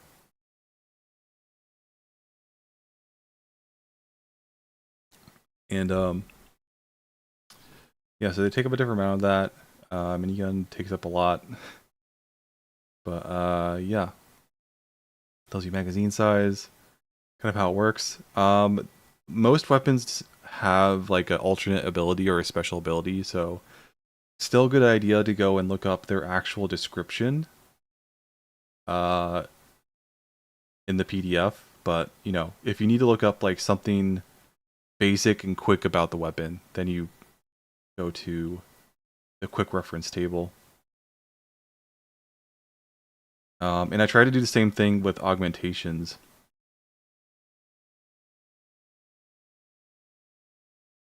Make a quick reference table for them because I was kind of conflicted on this. I was thinking about this a lot um, yesterday. Yesterday and the day before, in that, do I want augmentations to be like weak to EMPs, like EMP grenades? And part of me was like, yes, I should. That's a no-brainer because that's like, you know, they give you an upside. So the one downside to them is that they're vulnerable to EMPs, and that seems cool. But then like, I kind of thought about it some more, and if someone gets like robotic arms to make their aim more stable or something like that, or to become stronger, and then they get hit with an EMP grenade and their arms just don't work, they can't use their arms, I feel like that sucks a lot. Like, it really ruins the power of fantasy, you know? And so it's like, it's one thing when the EMP takes away the special ability the augment gives, but it's another thing when it takes away basic functionality of your character, you know? And so I decided against it. I decided to make it so only certain items are affected by EMPs, which might be kind of annoying, a more annoying way of doing it, but like, the additional robot arm is affected by EMPs, but the other robot arms that like replace your normal arms are fine. Because I think it's not that big of a deal if I disable an additional robot arm, because the whole point of that robotic implantment augmentation is that it's giving you a whole extra hand. That's the bonus it's giving you. And if it's hit by an EMP, you lose access to that extra hand. And most augmentations aren't affected by EMPs, but what's it called? The implanted ranged weapons are, because I think that's fair. That get hit by EMP, and the gun that's built into your arm, like doesn't shoot until the EMP effect ends. I feel like that's fine. But for the I haven't put it in yet, but there are implanted melee weapons that aren't affected by EMPs because I feel like shooting a gun is one thing, but like just pulling out a knife that's built into your arm is another. Like I feel like it doesn't require a ton of power, and like once your knife or whatever is already out of your arm and you get hit by an EMP, like who cares? Like the weapon's still out. Like how is it being affected by an EMP if it's already out? You know. So I decided that ranged weapons are affected by EMPs, ranged implanted weapons, but melee implanted weapons are unaffected. Um, I also had to kind of redo some descriptions, redo some formatting. A lot. I deleted a lot of stuff. Like I used to have a gigantic section for what's it called? Um, improvised weapons. Used to be this massive section full of pre-made improvised weapons that cover like every situation you can possibly think of being in. But it took up like 10 pages of just like random items as weapons, and it was just kind of dumb. So, I can show you it.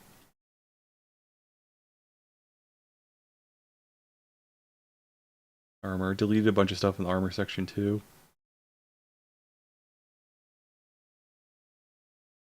Improvised weapons. So I changed it so that like you just, that the narrative director just comes up with something. Like if you want to grab an improvised weapon from like around you, then the narrative director can be like, okay, well, you're in a bar, so you can pick up like a glass bottle or a bar stool and or whatever, and the narrative director can be like, well, logically that would take up one or two hands. So then based on that, you roll. Two-handed is strength based, one-handed is dex based. And so it simplifies things, and it also it streamlines things. So you can still use improvised weapons all the time, but you don't have to use specific stat blocks that bog down the book and make it overly long. Ammo types. I didn't change a ton, but I did add special ammo types for energy and explosive. That just do like a couple interesting things. Like there's a explosive, special explosive that like is push, so everybody around it gets pushed as well as taking explosive damage.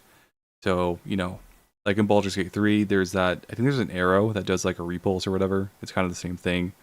So if you're near like a ledge or something, you can really easily take guys out or just push them off a ledge.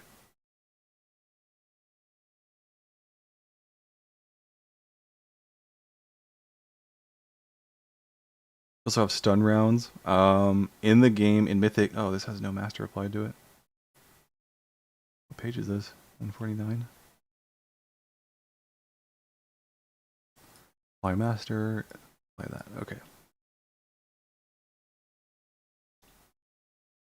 Yeah, I've been like adding and deleting so many pages that the formatting has gotten like pretty fucked up at this point. I'll have to double check a lot of that before I put it out anywhere. Should I just start from the top and kind of go down? I mean, might as well, I guess. Let's not look at the key. I need to update the key. I don't think I really changed anything in the introduction. Actually, I can look at feedback and notes where I have my actual change log. Patch notes, change log, whatever. Stat changes. Yeah, I changed stats. I think I mentioned this in the videos at some point, but I changed stats.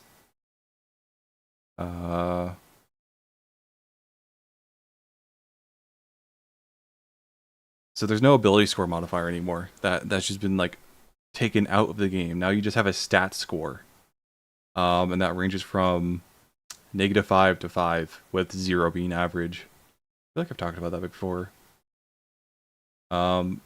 functionally it works exactly the same as it did before, because before, in normal D&D and Mythic before this time, you really don't use your modifiers that much, or you do use your modifiers a lot, but you don't use your ability score that much. So there's just like kind of no point in having it in the game anymore. I think skills stayed the same for the most part. Compacted. Yeah, I talked about this in a video. I compacted them down into. Uh, I optimized them. I guess I'll put it like that. I optimized them. I don't really want to go over species. I added a little bit of art. This art kind of, I don't know. I feel like it turned out bad. I feel like it looks kind of bad, but that's what happens when I'm the only one making art for it. You get some bad art sometimes. I want to get more into like the combat stuff.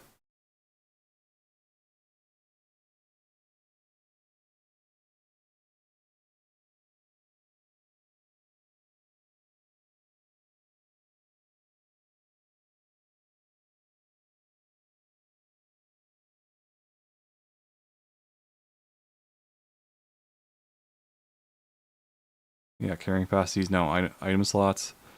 It sounds like when I describe it at first, like inventory slots, you only get 10, and then you add or subtract to it with your strength score. I feel like that makes it sound like it's going to be a much smaller inventory than it actually is. But like by the time you get to level 5 or even max level 10, you get backpacks, you get strength upgrades, you get exoskeletons. You get so much stuff in the game that actually increases inventory slots either directly or indirectly, that you're going to have a lot. Like I think I calculated once that you could theoretically have like 60 inventory slots on like a strength focused character. So you can actually get a lot of inventory slots if you min max it. Could be an issue, but I don't think it will be. I think I talked about this in the video.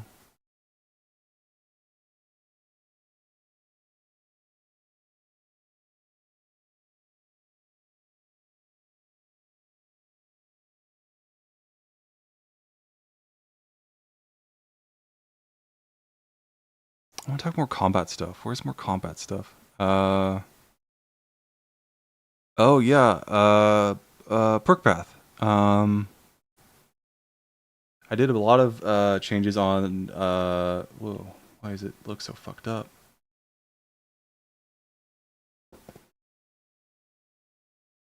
I saw your devlogs. I'm super curious. Do you ever or would you ever do public playtests of sorts for Mythic? So I am thinking about starting a Discord at some point and letting people try out like a limited version or maybe just the full version of the game as public playtesting, because I feel like that would just allow me to get a lot more feedback. But I do mention I mentioned in one video that I do have the irrational fear that someone's like just gonna come in and steal the game and claim they made it or whatever. So that scares me a little bit. But so maybe I will make like a smaller version of what's actually here right now, so people can try it out. Like maybe like a level 1 through 5 beta test thing. Because public playtesting I think really would speed up making the game. Because right now, I think I'm coming up on finishing the first big revision to the game. And I want to playtest it soon. But, my D&D group just switched campaigns. And when we do that, we tend to play that campaign for a few months. So I think the soonest I'll be able to test my own game is probably a few months from now. Which is probably okay, because I might get a new job soon, so might be a good amount of time to adjust to that job first, and then figure out how DMing might work. Here's some art I made. You want to see my art?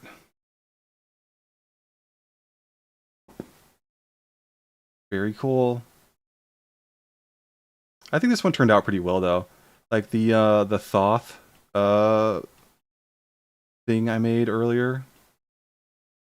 Like I feel like the basic drawing is good, but like these special effects I did like kind of look like shit. Kind of look like weird spaghetti. I don't know. But hoping one day so to pay some actual artists to make art for the book and not just my stuff. Lovely art. I like the visuals. Thank you. Yeah, I was going to make one for each robot companion because there's robot companion tier 1 robot companion is just like an iBot, but the tier 2 robot companion is like you can there's three variants. There's Vanguard, utility, and assault. And I wanted to make pictures for each one just so players can like know what they kind of look like, but I kind of lost motivation on making them. It's just so much easier to like write updates than sit down and make art that takes like a week to do. But what was I going to show? I was going to show I overhauled a perk path. It was a combat master perk path. It used to be the combat master perk path. Essentially, used to be the maneuvers from fighter. Was it? Is it also combat master fighter in D&D?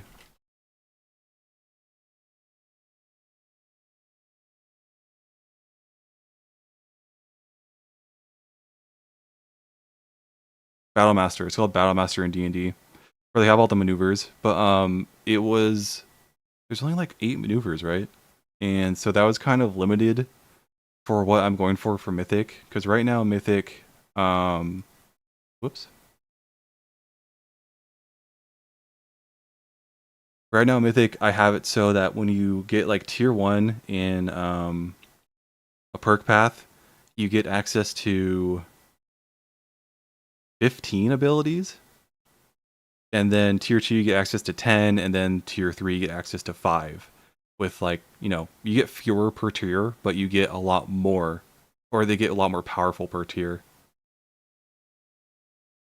I'm full of a bunch of questions, so bear with me here. Is there a specific system for firearms that you based Mythic off of, or did you create your own?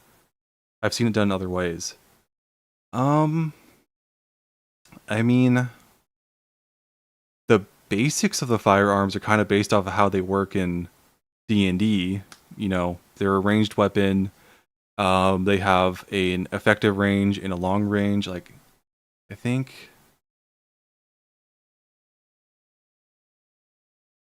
5e gun rules.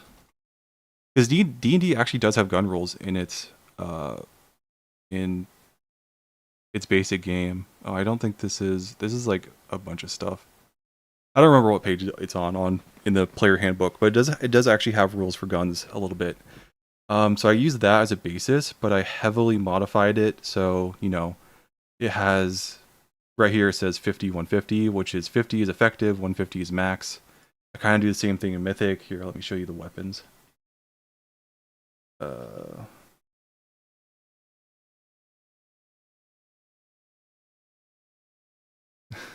many pages. Is this it? That's augmentations. I went past it. Here we go. Weapons. Here's my quick table I made recently. So you see. So I started off with what D&D has, which is like effective range, maximum range, and then they also have, I think Matt Mercer's custom made gun subclass, whatever it's called, had some mechanics on like reloading, having a certain amount of bullets in your gun, and so I kind of, like with a lot of Mythic, I kind of used that as my basis and moved forward with it. But one of my big goals with Mythic was that I wanted every gun, not every gun, but most guns to feel tangibly different. So you have guns like the rifle that functions a lot like how what was it called, Aquilibus does in D&D, where Like any attack roll, you roll a 1d20, add some sort of like base stat to it, and then roll a.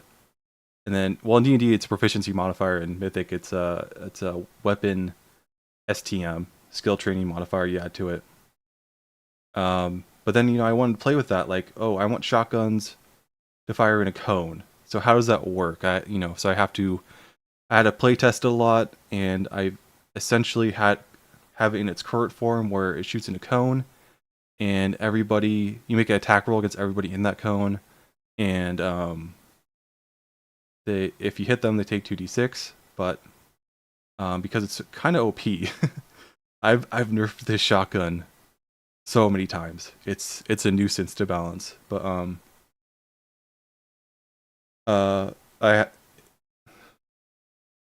it's in its current form. It's in a cone, and it has a set range where other guns have an effective and maximum range. Where if you shoot an enemy at maximum range, it's at in D&D it's at disadvantage. In Mythic it's at a tier snag. And with shotguns, they just have an effective range. You cannot shoot anybody beyond that because it can get really overpowered if I allow that. But it's also kind of annoying to play out if I allow that. So it's really just I started with kind of what D&D does, and then I played with it and twisted it a lot over the time. And I also AoE is either balanced by having less damage potential or limiting the amount of active targets. Yeah, exactly. And that's why I can understand how the shotgun is hard to balance. Yeah.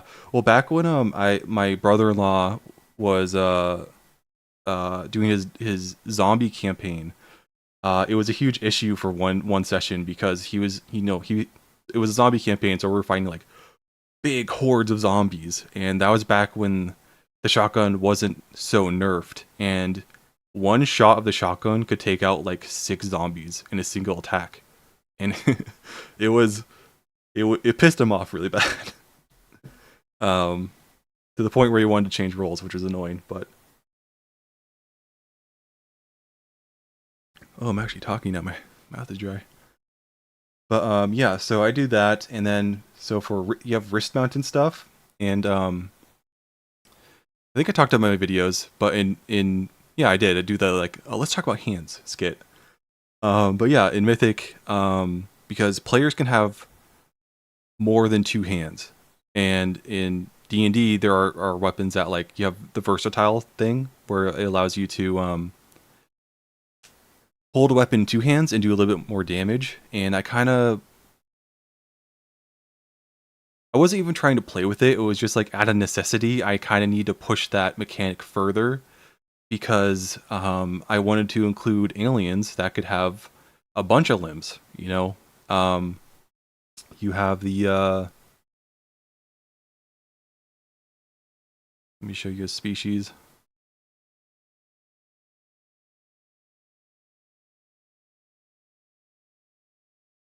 I think it's one of the lower few. You have the not the Clarion, you have the Ganete, who start the game with 4 arms. And to attempt to balance this, I made them have high dex but bad strength, because I don't want them to start the game being able to wield 2 light machine guns or whatever. But just having that in the game forced me to include the necessity of having the amount of hands you have available to you be really important, because if you have 4 hands, logically you can shoot 4 pistols, and damage can get really out of hand really fast by doing that, especially with the other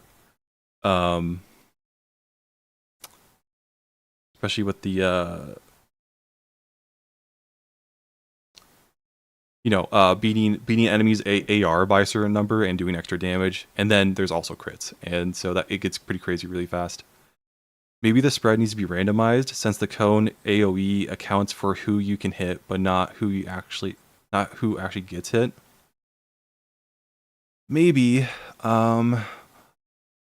It's also a big goal of mine to keep the game simple, and I think randomizing things can be very hard on the DM, Because originally the shotgun design was that it fired in it was like a 40-foot cone, and every 10 feet away from you, it did one less damage die worth of damage. And that became very annoying to DM for really fast because every time someone fired a shotgun, I would have to quickly like measure out how far uh, the enemy is from the player, and that just became very cumbersome. And so randomizing the spread, don't love that idea. I guess I could try it, but I don't love it. You know, it's like a fireball. You know, if you randomize the area of a fireball, that feels like kind of annoying because like uh you roll like a d6 and you roll low, and it's like, oh damn, that sucks. Like it's a really small radius, and I have no control over that. Where if you roll really high, it's like, yeah, and like that can be exciting, but I feel like having consistency is also really nice. Like knowing the exact radius of where my fireball is going to explode is gives me a lot of certainties in combat, and I think that it adds to the tactical nature of the game. Because if the more things I can predict, the more tactical the game is. Because there's more things I can effectively react to, because it's all predictable.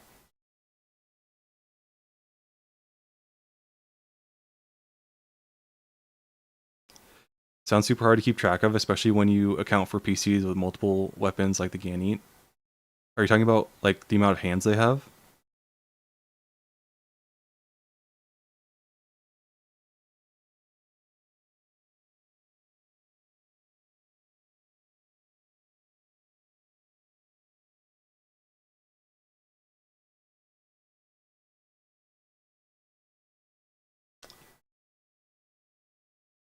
Let me hop to the thing I wanted to show off a while ago. Uh, no, I'm past it, aren't I?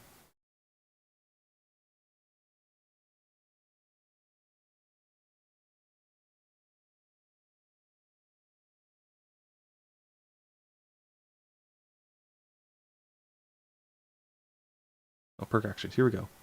And so yeah, I added a bunch of new abilities for Combat Master. Yeah, like how do you account for weapons with random hit chance? How accounting for weapons with random hit chance will be super hard to keep track if you have to track 2 to 4 different weapon spreads.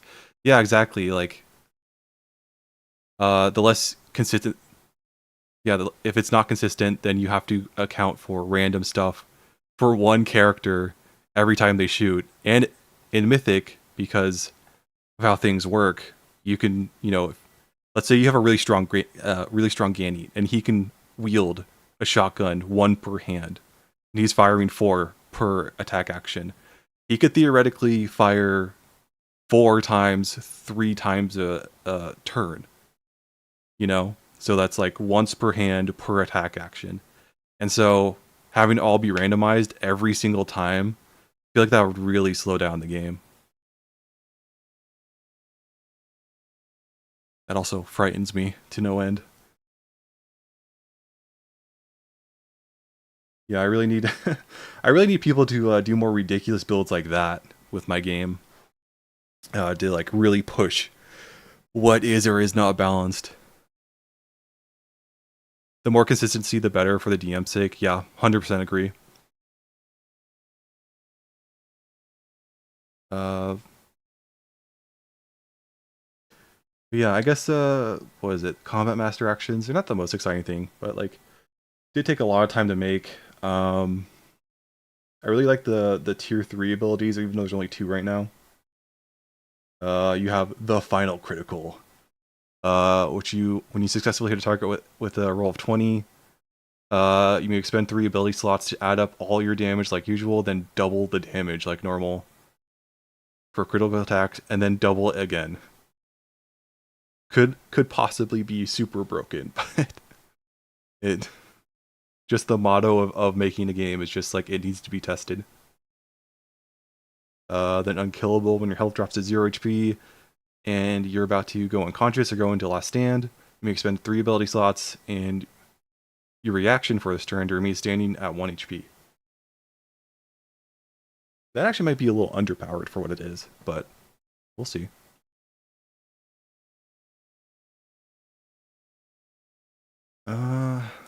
What else would be interesting to show off? What have I not talked about in a video?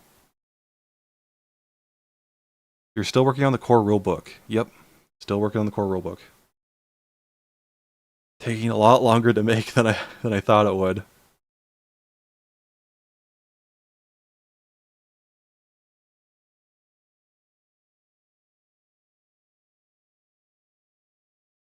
I've been wanting to read it, but I'm sure you haven't finished it yet. Yeah, it's not done. Maybe I can put out like a shorter version of it soon, so people can play test. But currently, it's not available because I still have to redo player sheets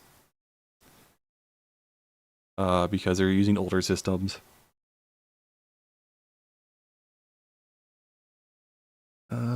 I could show off some space stuff. I haven't copied that into the PDF yet though.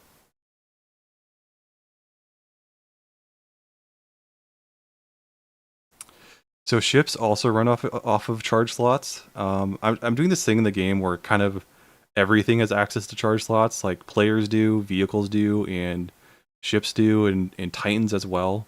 Because I think it's a really interesting mechanic because it's doubles as not for players but for vehicles and everything else that's like non-organic. Charge slots doubles for fuel, and it charges their special abilities. So I think that's like a really interesting dynamic to have, especially for like Titans and vehicles that, you know, their stuff isn't really tied to the players much at all. I mean, their abilities, their skill checks are, but you know, a lot of what they can do isn't really tied to a player and what they can do on a daily basis. So I feel like that is like fair to do, but I'll have to see. I'll have to see what my players think about that. But yeah, ships use charge slots as fuel, and do I have a picture of this? Yeah, I made like a test galaxy map picture that kind of is like encapsulates my idea for how I want traversing the galaxy to kind of look. I'll use the Terran Republic one. Here we go.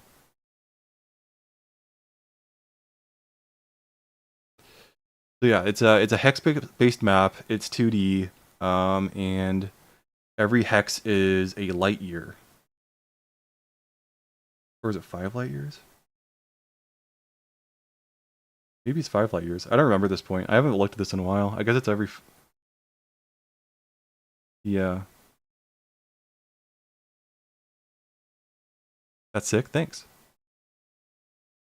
So this is kind of the format I want for each one of my territories of like each faction, and then like I don't know, in the book maybe I can like stitch them all together in like a big map at some point or something. But yeah, so each hex, I guess is 5 light years. It's 5, 10, 15, 20, 25, yeah. 5 light years, so it takes a charge slot to traverse a single hex. And ships start with, and then Hunter's Paradise. That's where the playtest took place. And then I also have a different format for showing specific solar systems. Let me pull that up. Hunter Paradise, here we go. Very stylized kind of version of what a solar system looks like. So like, you know how normal solar system stuff, they have the rings showing orbits of planets, like, so I kind of incorporated that into it. And then each planet type has a specific look, like an Eden planet that's like Earth-like, looks like that. And this is like a Mars planet. I don't remember what these are. They're not safe. They're supposed to look like, fucked up and dangerous. Not safe for humans to live on. But so yeah, so I was thinking of like easily change a system where I could easily communicate to the players where it's like this planet is safe to go to without like a spacesuit, and this one isn't. Um, and I don't know, this might be too artistic, but I like it. It's kind of like very Destiny feeling. It's kind of like a very artistic representation of actual science. But yeah, what was it talking about? Oh yeah, charge slots for ships. So they and then it's not in the game yet, but I plan on putting like big super weapons into the game for spaceships, where firing it takes up a charge slot, and does like a shitload of damage or a huge effect, but it takes up an entire charge slot. So firing it multiple times in combat can be like a huge detriment to your survival long term because you're literally using up some of your fuel. I love that concept. Thank you. I think it's really giving Mythic a unique feel, that art style. And let's see. I did it for stars too. So this is what the different classes of stars I made like unique. You have roles for ship versus ship battles. Yep. I've been working on those recently. But it's hard to see in the Google Doc because the coloring's kind of fucked up because I have a dark reader plugin and it kind of messes with colors, but it's supposed to be kind of like a simple symbol that is built up upon based on uh, each sun type, bigger and bigger. But as for ship combat rules, and I've also made some enemies already. Let's see, spaceship combat. And as far as I'm aware, there isn't really any spaceship combat rules out there. Like, I could be wrong. I haven't read every TTRPG in existence. I use Dark Reader too. I know what you mean. Yeah, it's kind of annoying, especially from like when I'm trying to do art stuff, but not the biggest deal. Because like once I transfer it into the PDF, it should look correct. Um, but yeah, as far as I know, there's no like ship to ship combat really in any other existing TTRPG. I keep getting a comment from one person talking about uh a plane game. And I checked it out a little bit. I haven't like looked that deeply into it, but it's not a rules heavy game. So I don't know how much inspiration I can take from it, but I kind of just for the spaceship combat, I kind of looked online and found like whatever existing um ship combat rules I could find, and there wasn't much. So I also kind of based it upon uh what my friend did for his pirate campaign, for his ship to ship combat, and I kind of try to alter it and streamline it a bit to make it less painful to play because in his game he has it so everybody on the ship has an individual turn, including the ship. So you have one person who's maybe on the helm and he can like turn the wheel while also doing other things on his turn. And then you have one person manning the cannons, and while they can do their normal PC turn actions, they can also just like command people to fire the cannons, and they'll shoot the cannons. They'll attack their or use their modifier for that action. But in Mythic, I really don't like that design. Hopefully he's not watching. But I don't like that design because it's really inefficient and makes combat super bloated. And it also gives most players not much to do in combat. Because I play a charisma focused paladin. Well, he's a paladin now in that campaign, and he's supposed to be kind of keeping the morale high more than anything else. And he just doesn't have much to do in ship combat because morale really isn't that big of a deal in ship combat. It could be definitely expanded upon in that game. But in Mythic, I decided to change it so when PCs or NPCs are in combat, all on the same ship, they no longer take actions as individuals, but rather the ship they are all on takes the turn. Every action the ship takes uses the skill modifier of the most skilled PC or NPC on board for the skill being used, or whoever wants to or is available to lend their STM to an action. So this way, ship combat should run way faster and way smoother because instead of having each individual person taking part in combat, take an individual turn, you just have the ship as a gestalt entity doing things. And of course, when you factor in starfighters into combat, it gets more complicated, and people are able to take more individualistic turns by doing that. But if you're on like a frigate, for instance, like the Stalwart, which is like the basic frigate, everybody is just taking one turn. So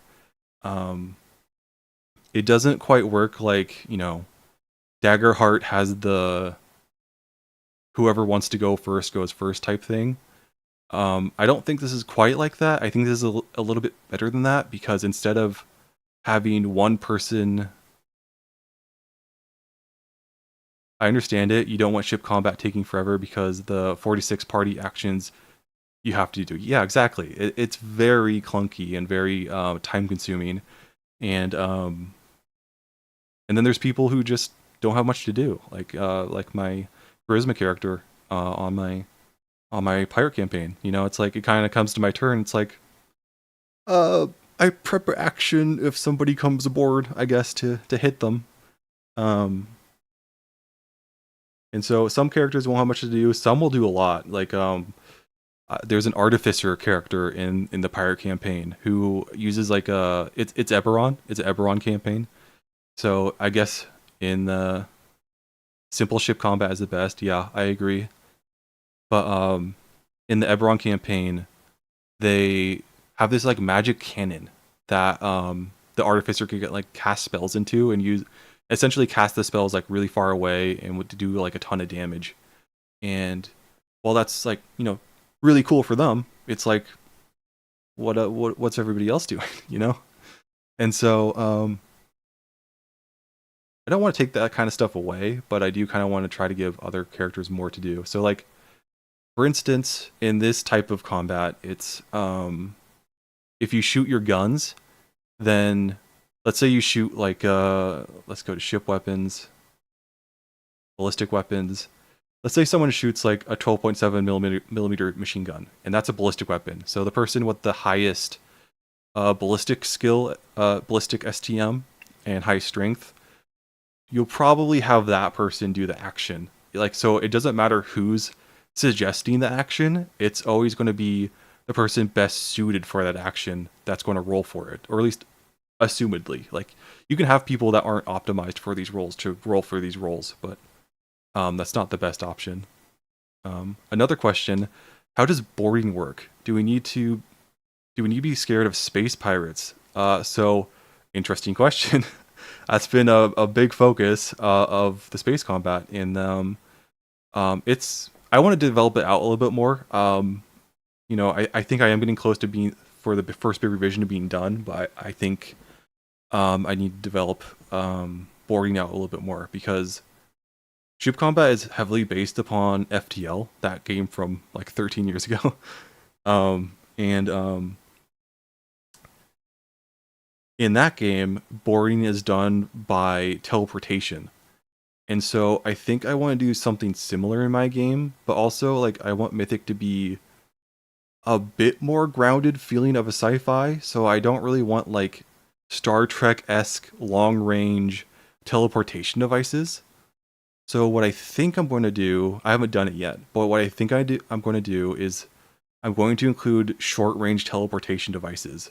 So when ships get into certain range and the ship you're trying to board doesn't have shields up, you can teleport guys onto their ship and just attack people on their ship. And let me see. I think I have a section for it.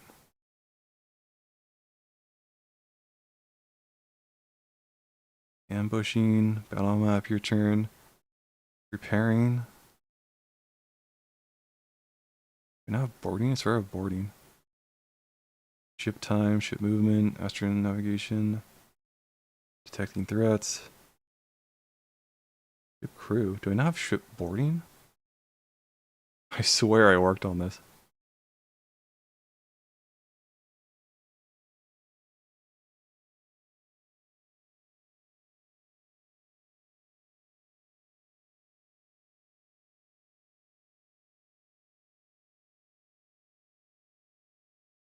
Maybe some basic ship information. Oh, boarding. Here we go. First thing in basic ship information. You want to be more Firefly than Star Trek? Yeah, exactly.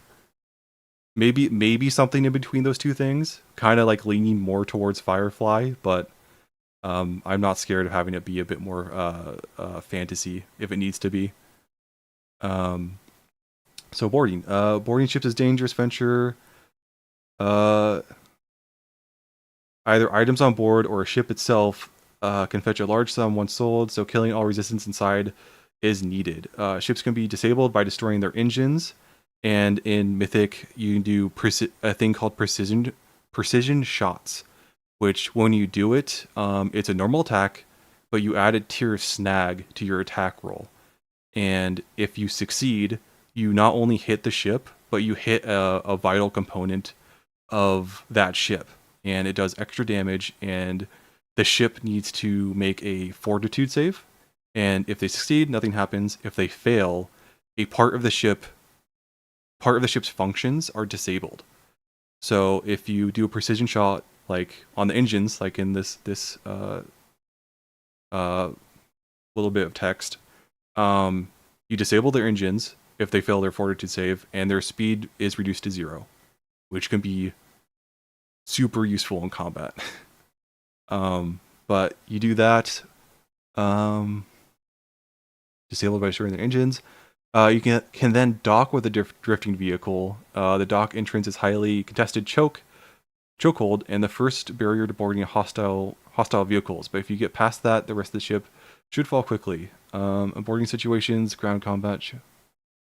In boarding situations, ground combat and ship combat occur at the same time. So I think this is kind of a unique quirk of my system. So if enemies board your ship, the space combat, like how I said it works, where the ship is a gestalt and it takes its own action, that happens.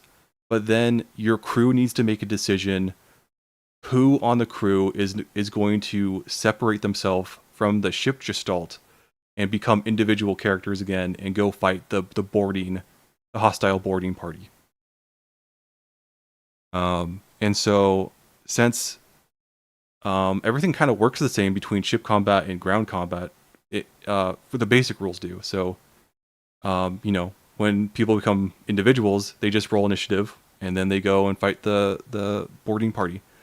And so then ship takes action, or wherever they are initiative, one person takes action, another person takes action, ship takes action, and it all just kind of happens at the same time. Of course, when players separate themselves from the rest of the crew, they can no longer use their skill modifiers for the ship to do things.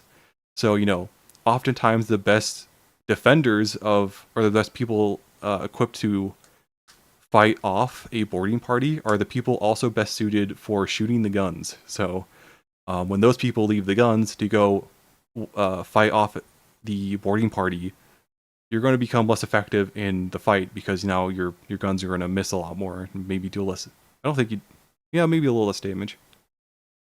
Oh, let me drink some water.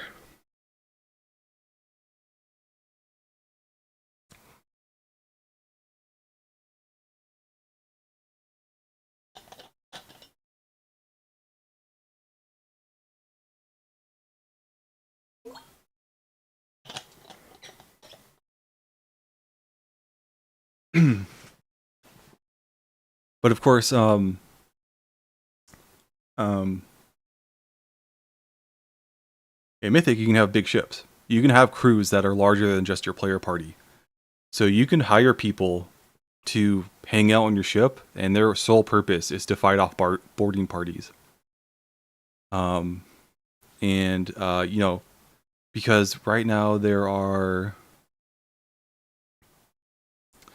Sounds good, but how should we do this as a DM? Do we have to hot swap between ship combat maps and ground combat maps?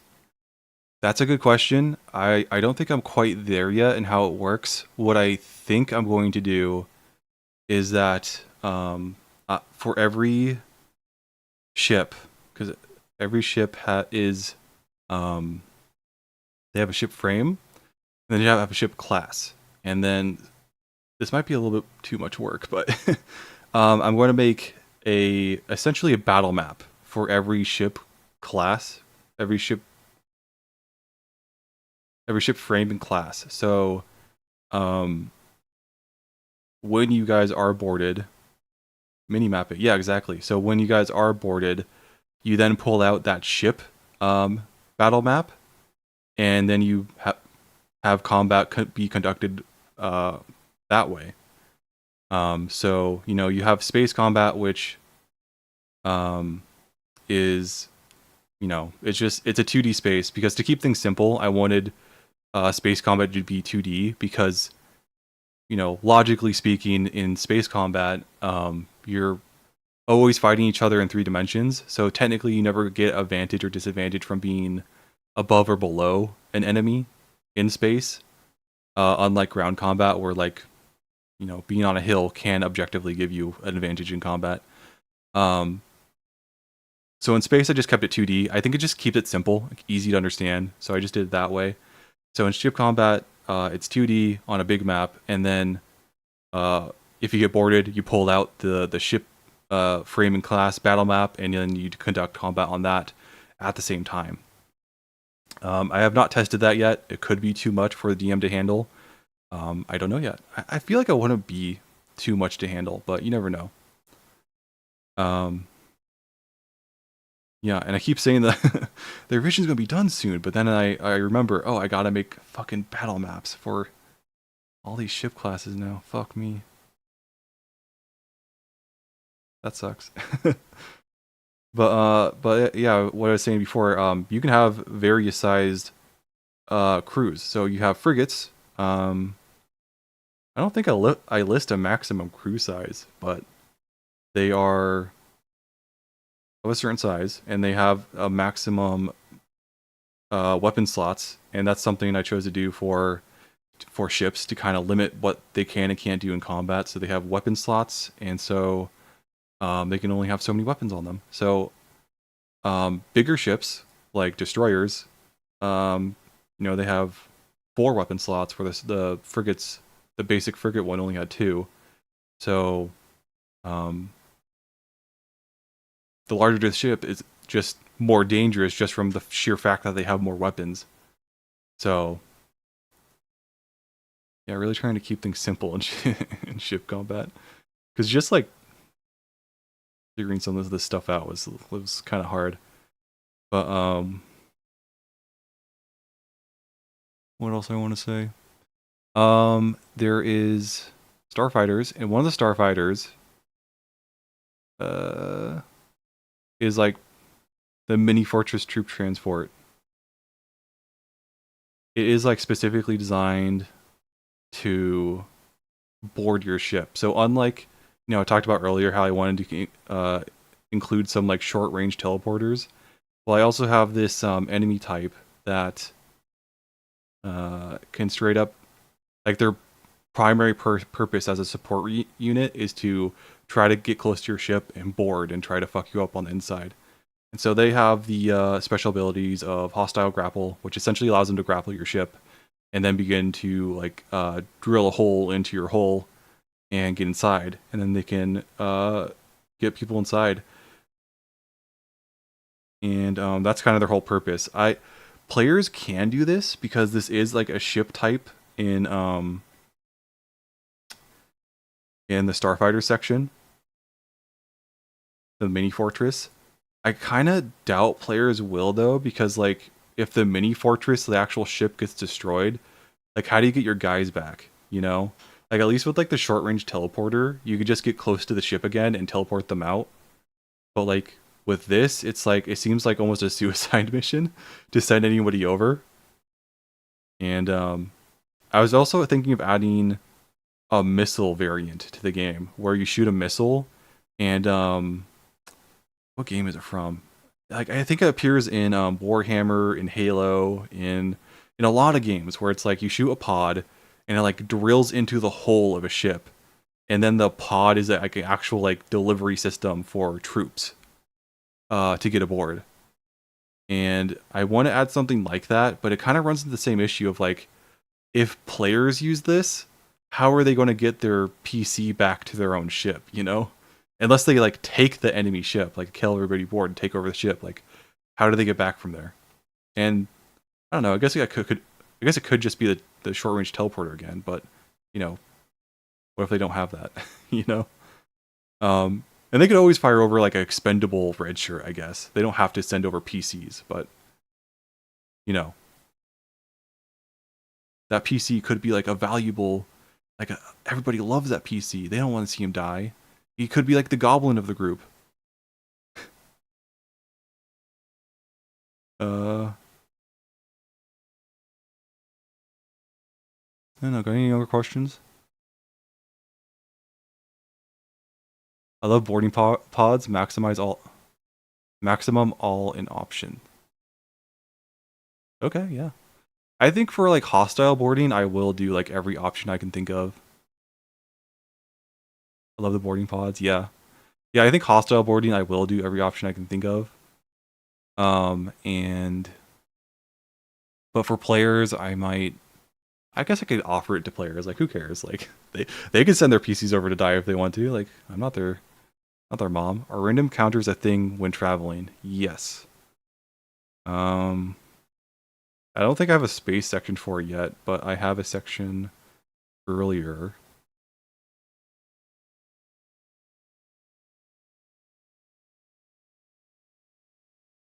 Environment. Is it? No.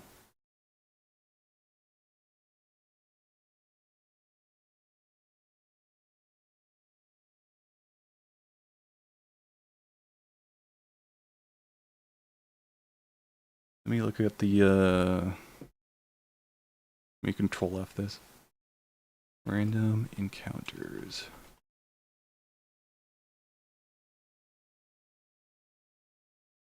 Oh, faction territory.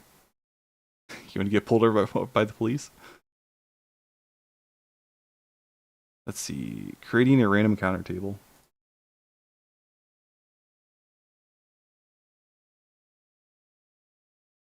So like when we're moving between hexagons, are we at risk to encounters? Yes. So um each hexagon is like a travel day, or at least that's what I think I'm doing right now.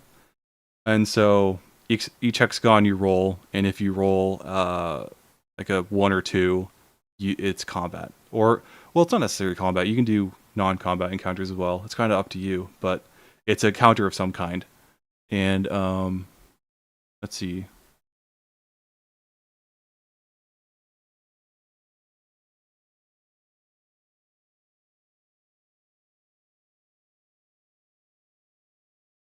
No, officer, I'm most definitely not smuggling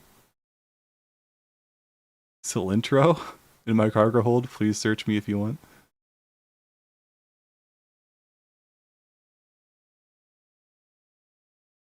But yeah, this is mostly a section talking about like how to make a random encounter table. I need to flesh out the travel mechanics a bit more, but yes, essentially as you move from one hexagon to the next, it's you need to roll to see if they engage in combat. From my experience, back like just before the campaign I used to DM for, back when I DM for D&D, having combat daily got really annoying really fast. It was like way too much combat. So, or way too many counters. So I think I don't want to read this entire section because I'm lazy. But what I think I have it set to is that if you roll like a 3 or lower, it's combat or some kind of encounter. Just so it doesn't happen too often, and you just roll like once per hexagon.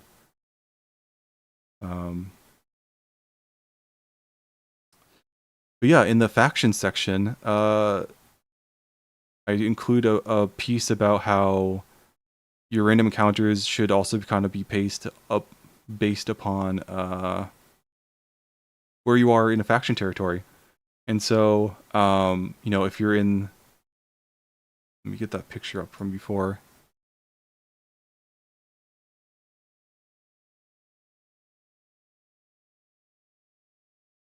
So there's going to be like rims of space for each faction, and I haven't fleshed this out in like practice yet, but in concept, the ND should decide where each rim is. So maybe this is like the inner rim, this is like the mid rim, and this is like the outer rim. So it's kind of like very much like Star Wars, and based on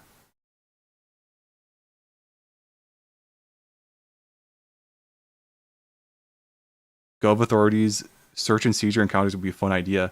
Yeah, my idea is that like in the inner rim, like your random encounter chance is like very high to be a cop.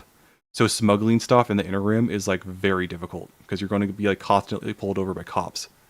And of course, this is a universe that isn't America. So maybe search and seizure, like unnecessary search and seizures is lawful for these factions and they can just do what they want. So smuggling is difficult in the inner rim, but in the outer rim, very little police presence, and so I think it says that it says somewhere that like you should. Oh yeah, when you're making a encounter table, it's usually like 4 possible things you could fight, but when you're on the inner rim, it should be mostly cops, but outer rim it should be like mostly other things. And so it's kind of like supposed to represent like, oh, there's a lot of corruption in the outer rim and things like that, and like the government doesn't have a lot of power out there, and so smuggling stuff from the outer rim to the inner rim could be difficult. And you can also just bribe cops. There is like a crooked cop mechanic. You can roll to see if a cop is corrupt or not. I think I have that.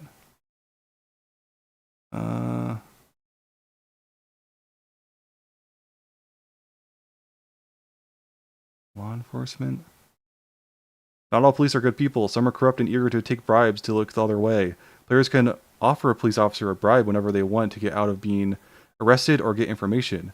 To determine whether or not the police officer is corrupt or not, the ND should roll a 1d20. If they roll a 17 or above, the police officer is corrupt and will take a bribe. This is referred to as a corruption check.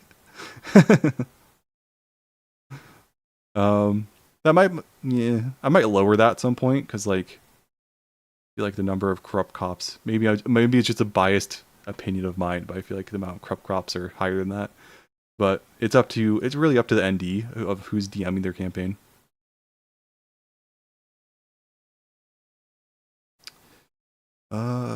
What other space stuff I got going on?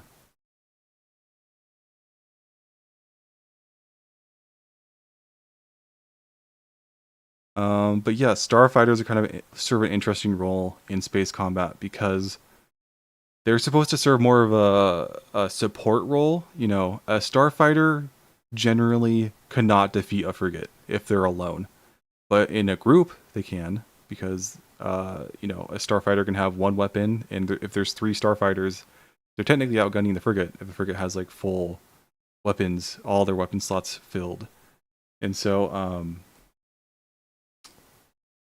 they're supposed to play more of a support role. So players could just all get starfighters, but they're not capable of faster than light travel.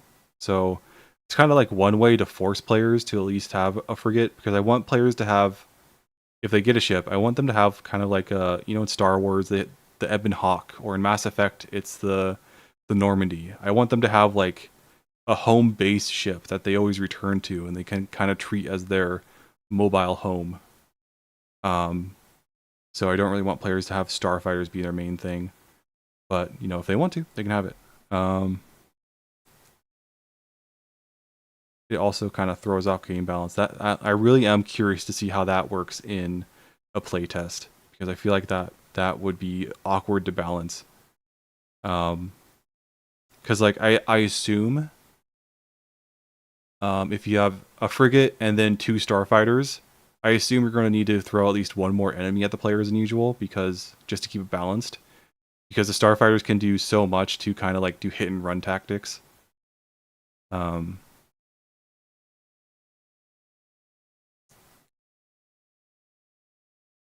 they're hard to hit, and starfighters are generally like a lot faster than frigates, other ship sizes.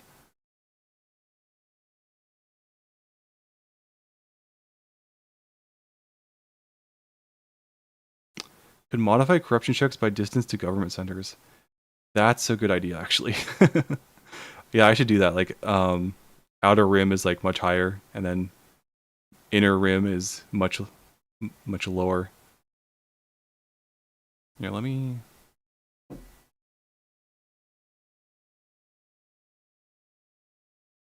Whoops.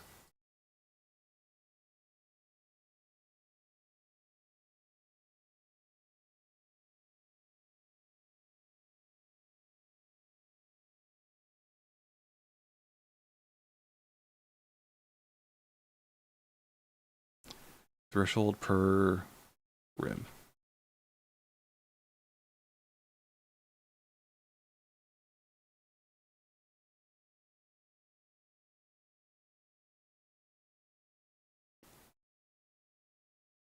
I don't think that would be like too hard to keep track of, because like back when uh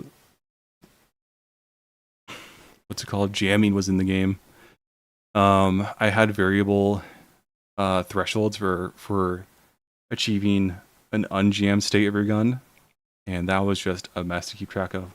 But for that, like that's on the DM side, and it's pretty easy to understand. Like inner rim, it's this; mid rim is that; outer rim is that. So I feel like that wouldn't be. I feel like that'd be fine. It wouldn't overwhelm anyone.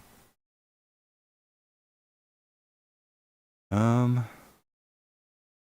yeah, ship weapons. Ship weapons are a little sparse right now. Not a huge selection. I'll add more in the future. But yeah, it's very like FTL inspired. So missiles, if a ship has shields, missiles can actually pass through the shields because shields in Mythic are designed to be reactive. So they detect high velocity and high energy, and they block that. So for missiles, they're purposely designed to be slow moving and not, produce a lot of energy until actually exploding. So they can pass through shields. So that can be a dangerous way to get around enemy shields. But at the same time, since they're slow moving, some weapons like the machine gun has a property called point defense, which essentially says that if a weapon has point defense, you can use your reaction to shoot down a missile, an incoming missile that is coming at you, or at least like make an attack roll to try to shoot down the missile coming at you. So there is some counterplay to missiles. It's not just a fuck you to shield users. But there's also other weapons in the game. There's that can deal with shields, like the ion cannon, which is also very much inspired by FTL, because the ion cannon in that game, if the shields got hit by the ion cannon, then that like one chunk of the shield charge like would be disabled for a certain amount of time. And so, but in this game, since shields are kind of function like temporary health, they just do extra damage to that temp health ion weapons. So boarding pods, one way to get around shield defenses, possibly yes, because they theoretically they would be like a missile type weapon, so that could get through shields. Yeah.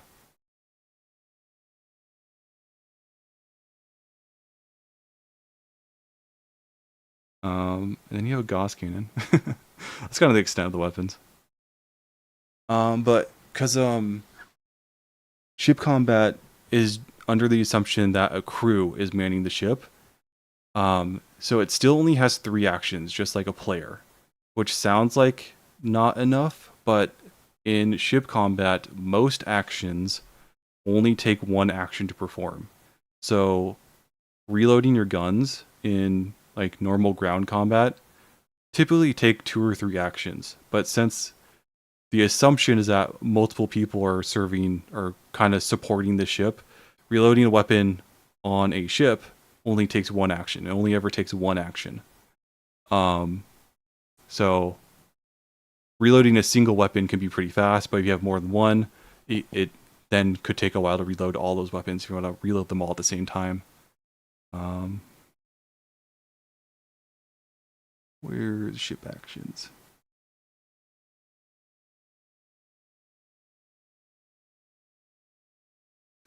Actions, here we go. So you got basic stuff like move, you can stress the engine to go faster.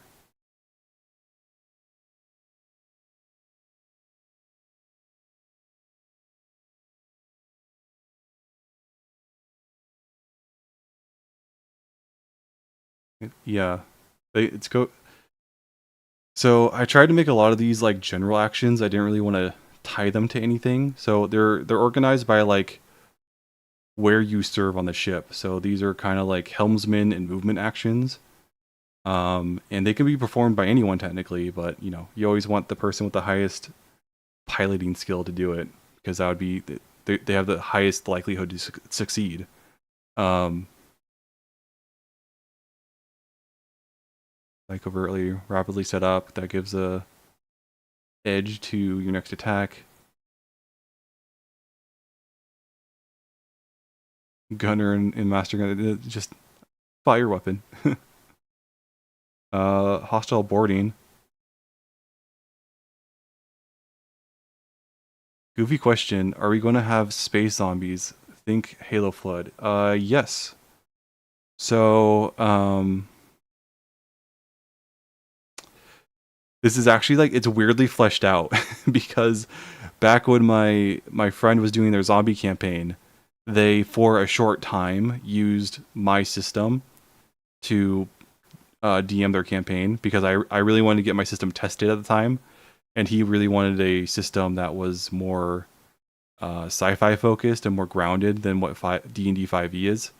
And so I made a weird amount of enemy types specifically for like a zombie campaign, and they're called dregs, and they kind of work like zombies, but not really, and they can infect you. Uh,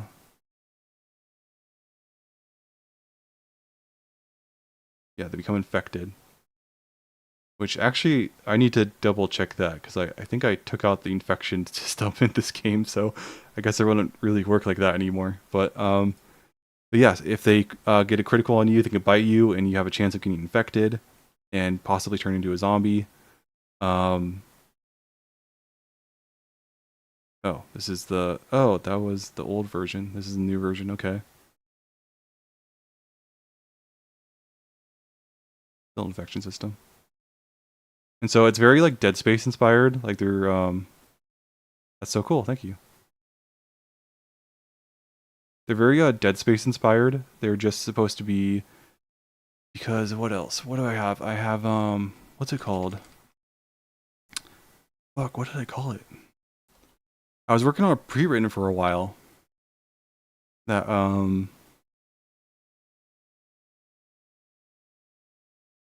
that would heavily feature space zombies. Pre-written.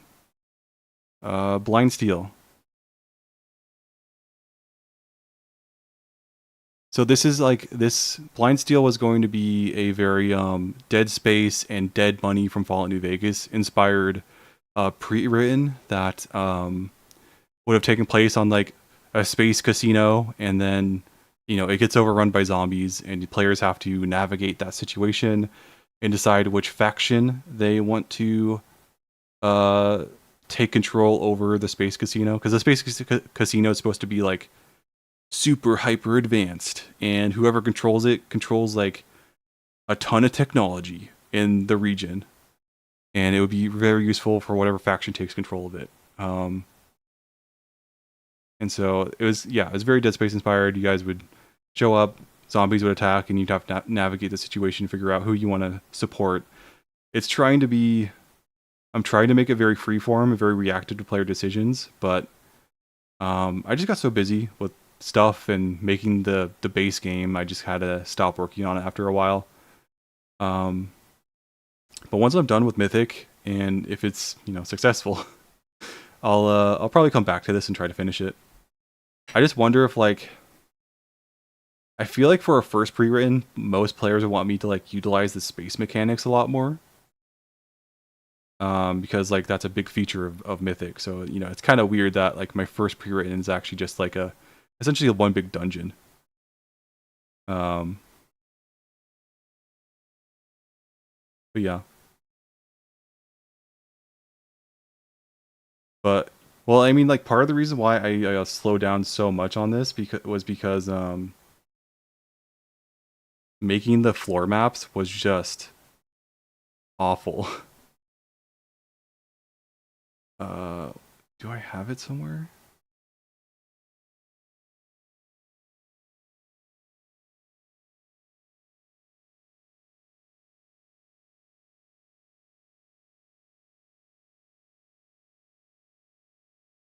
Oh well. Yeah, making the floor maps was just like it was so painful to make. I just didn't want to work on it anymore while like working on other stuff. Like I kept myself insanely busy for a while. Like I was working on this pre-written, I was working on the core rulebook, and then I was also working on a narrative director's guide. And it's like I don't know what the fuck I was doing. I was spreading myself out so thin. It was like ridiculous. And it's like and it doesn't help that this like narrative director's guide is mostly just me copying the 2024 DM's guide with me like modifying it a little bit and adding some of my own stuff. Like I don't think I could justify making an ND guide because I don't think I have any that much unique stuff to add to it. Another question. I know I'm full of them. Oh, you're good. I love answering questions. Like like game makers and DMs, their favorite thing is to just endlessly answer questions about whatever they're working on. So I love this. Are you going to release Mythic as a paid PDF rulebook, or are you going to make it free? So, it's going to be paid. I don't think it's going to be like $60 because I don't plan on making like a physical release. I think it's going to be like 30. But yeah, I plan on making a paid release. And so my original plan is that when I'm done making the game, because I don't want to make a Kickstarter before I'm just done making the game, right? Um,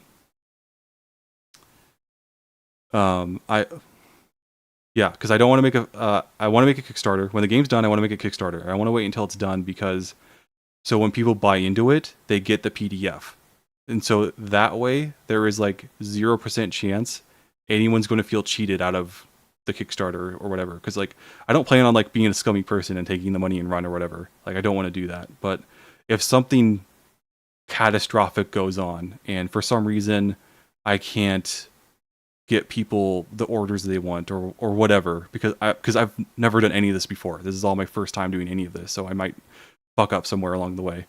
So my idea is that I finish it, people buy into the Kickstarter, and if they do, they get the PDF. They just immediately get the PDF in its current form, which will probably look a lot like this.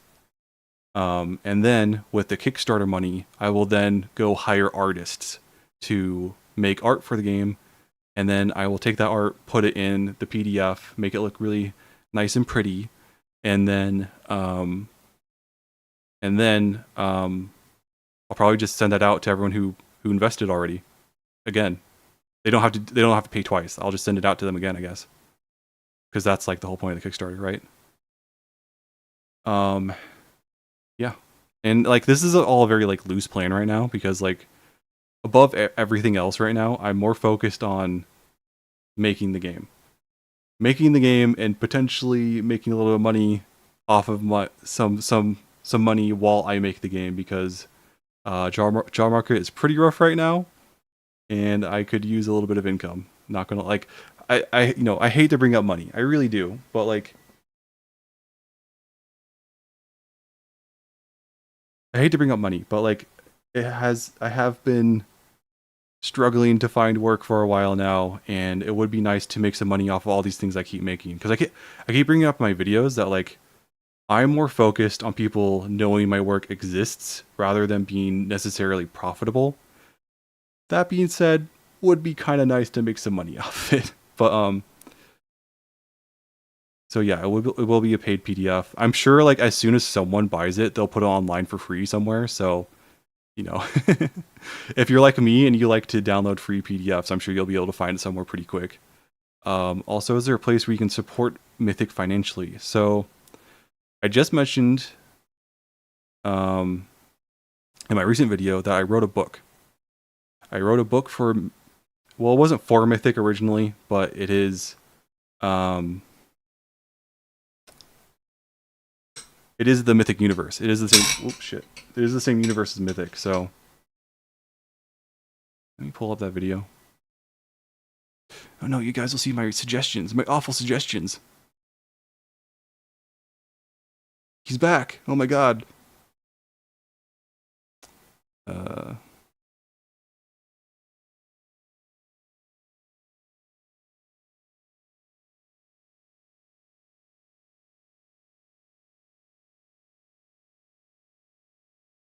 I plan on making a separate video too. That's going to be like an ad for my book. For realism, which and all kind of those feels things is scummy, but stupid. whatever.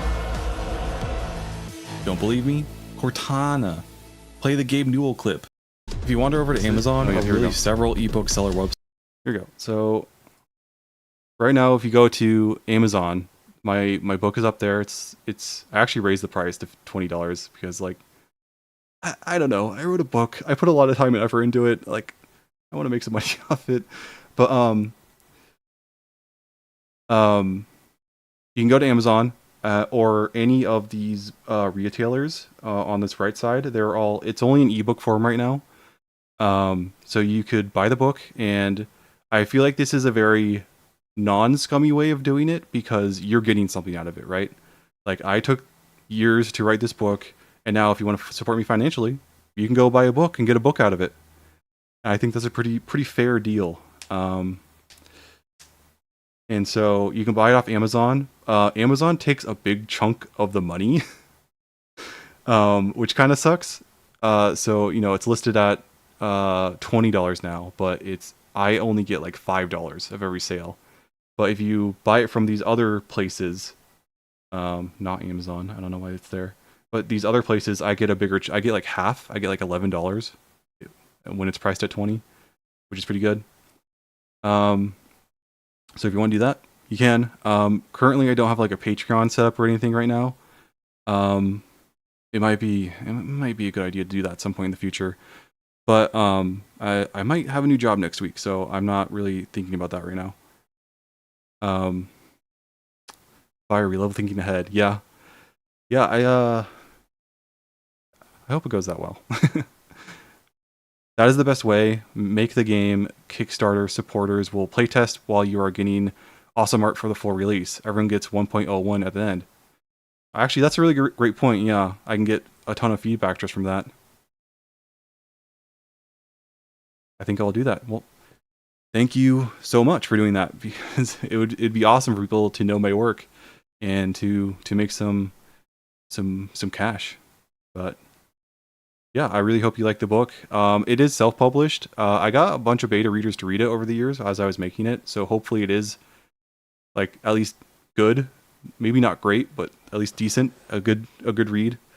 But yeah, I hope you like it. I hope it's good for you, or I hope that you find it good. I guess I should say. But yeah. I feel kind of scummy, but like the next video I'm going to make is it's just a big ad for my book, which I just feel so uncomfortable like advertising my own work. You know, it just feels so weird. It feels so slimy, you know. But like I kind of have to do it if I like want to start making like any money off of it, you know. I'll share with many friends so we can spread the word. Thank you, I appreciate that. Yeah, I kind of wish I could stream more often too about it, but like, because streaming could be a source of income or, you know, just a way to get people more informed about the stuff I'm making. But yeah, I'm busy. Plus, I have noisy roommates, so it can be hard to do sometimes. But yeah, I kind of feel like wrapping up the stream a little bit. Not gonna lie, but sorry to end it with money stuff. But yeah, if you guys have any self or any few like last remaining questions to ask, I'll be happy to answer them real quick. You need to self-advertise. Yeah, I know. It just feels so weird. But yeah, like I talked about a little bit in my Dark Souls video at the very end of it, that like I let these like feelings of like not wanting to advertise myself and being uncomfortable with like being public, like that hindered me for so long from making content that like I really shouldn't have let that got in my way. Like I really do wish I started making content like 5 or 10 years ago, especially like back during COVID. I had so much free time during COVID, and I didn't do anything with YouTube. Like I should have. Even though I didn't start making Mythic until like way after. I started making Mythic in like 2023. So I guess I really wouldn't have anything of substance to really share on YouTube if I did it then. We don't fault the self-advertisement. Thank you. Money makes the world go round. It really does. It really does. And it would be nice, you know, to make some money off all these projects I keep making.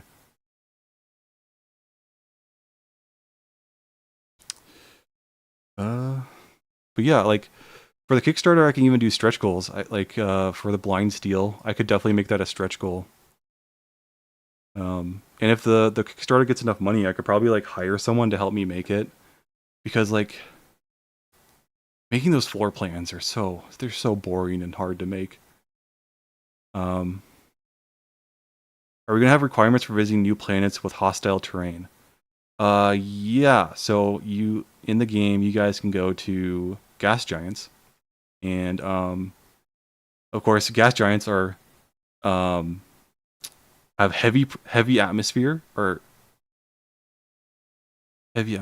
dense atmosphere. So traversing them can be super dangerous. They also have toxic atmosphere, so you have to wear environmental suits. Let me get to planet stuff.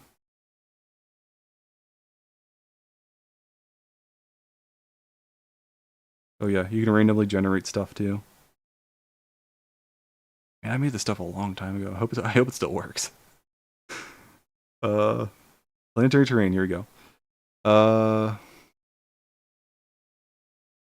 get that Patreon started though. Floor plans for Kickstarters as a stretch goal is brilliant. Okay, yeah, I could do that. Like, I just have the only way I know I could do it is like Inkscape. That's like the only thing I know how to do it in. I'm not sure I can make like the highest quality of floor plans for it, but I can make like simple ones.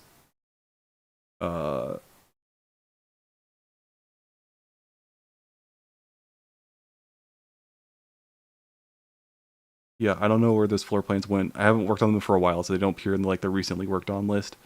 Well, let's see. Maybe it's under planet types. Oh, planet classes. So I mentioned in the video that I don't follow any like existing planetary classification system. I kind of just like made my own based on habitability. So you have like class B, which is like Mars-like planets, where there is no breathable air. You have to wear like a spacesuit to like safely traverse it. And that actually became an issue in my playtest because my players didn't buy environmental suits, and they had to go to a planet called Divana. Here, I can pull it up. They had to go to a Mars-like planet called Divana, and them and me forgot that, you know, you need a spacesuit to survive on that planet. So they got there, and if they stepped outside, they were going to die. So I had to, like, in the moment, be like, oh well, I guess ships can just come with like basic environmental suits, and I decided to add that to the ship. It's like an official rule in the game now that like every ship comes with like basic environmental suits. Things at the bottom. Yeah, ship EV suits. So these like basic versions are like super shitty. They will like allow you to breathe in an environment that has no air, but they can get torn. Like if you get attacked, and get hit by like a 9 or below, or a 10, or yeah, wait, roll 1d20. Oh, it's not even save. It's just like a 1d20. If you roll a 9 below on the 1d20 roll, the suit gets damaged and you start leaking air and you slowly die. And so that way it's like players always have EV suits, but they're not, I'm not giving them like good ones. Um, so on like Class B planets or Mars-like, you need them. Class. Oh wait, what? Oh, I guess Class C is Mars. Class C is Mars-like. You need them there. Timu ass suits, yeah, honestly. Uh, I get the. Okay, I haven't missed. I was worried I missed some chats. um, Class D is like Pluto. It's extremely cold, so that's hazardous. Uranus. I think Uranus a gas giant. No, it's an ice giant. Class F is in Mercury.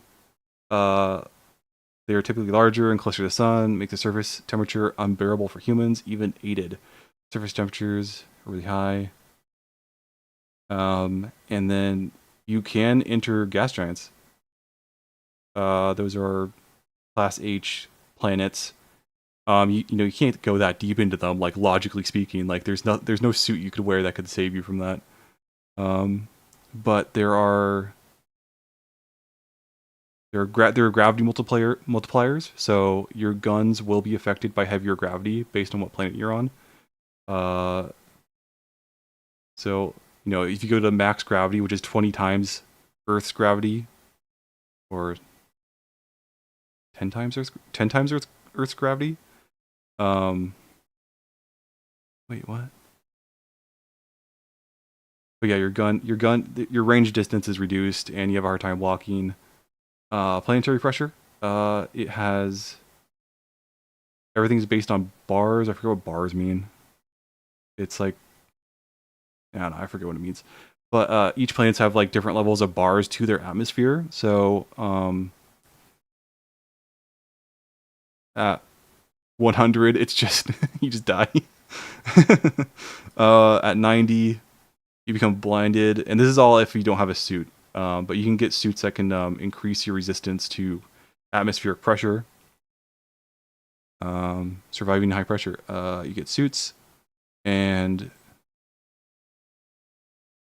they're based on rated pressure. So based on like where you are, your DM will tell you, oh, this area has this many bars. And so then you get like a pressurized suit that can, if you're in an area that is 4 bars and you have a suit that's rated for 10 bars, you're okay.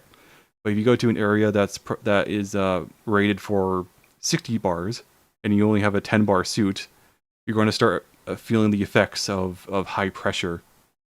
And you'll eventually get like you'll start suffering these effects. The pressure table. I don't know why there's a space there. Might be hard to DM this. I don't know. I haven't tested it yet. I wanted to send players to a gas giant in the first play test, but certain players didn't show up certain sessions, and I had to like rewrite things and rearrange things, and it kind of got messy. But one more question: are we going to have space religions or like culturally significant sites slash ritualism? I might have dyslexia, so I don't know. Like, I have a hard time reading sometimes. I don't know. I haven't been diagnosed, but I might. I have a hard time reading things sometimes. But space religion. So I have not developed. That's what the playtests are for. Yeah, 100%. I haven't developed much of lore in Mythic, but if you read the book, Hominin, it features a faction that is highly religious. It is they're called the Equies, and they follow a god. Let me pull up my notes for it.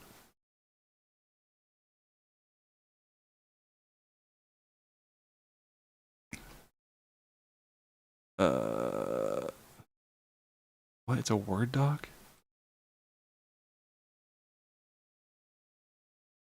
Okay. Okay, this works. It's a highly religious faction. So religion does like exist in the world of Mythic. It's not like eliminated. It just doesn't give you any kind of like mechanical benefit. Um, because it's trying to be like a more grounded sci-fi. Um, gods. So the Equius believe in the Factorum Potentum, uh, the god of the Equius society. They believe him to be a smith that continuously pummels his worshippers with his hammer named Angustia. The only thing capable of suffering the hammer's abuse is the anvil. This is all Latin. Indisa Lubu. Yeah, that. It means unbreakable, I guess. I haven't looked at this in a long time. Uh, those who survive its pummelings are shaped into a grand piece of art. Those who break are forgotten. So it's very much like they're a warrior race essentially that believes in adversity, making like purposely putting you into moments of adversity, or is making you a better person essentially. And so they're very religious around like their armor, their crafted items, and the idea of creating items like weapons and armor. They're very militarized. What are they called? They had a specific name. I always have to write it down because I always forget this stuff. Organizations. Just the hierarchy.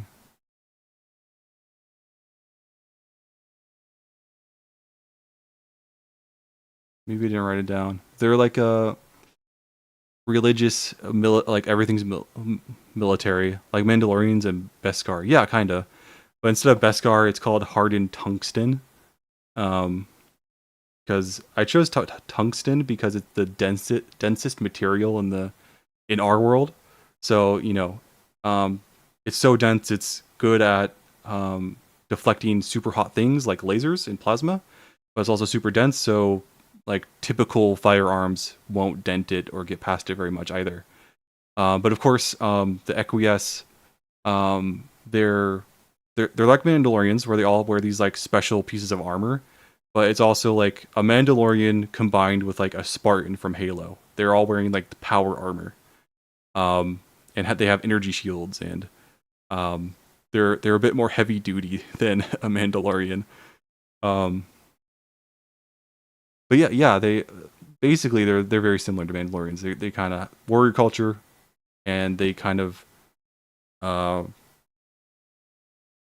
are really religious like with that warrior culture.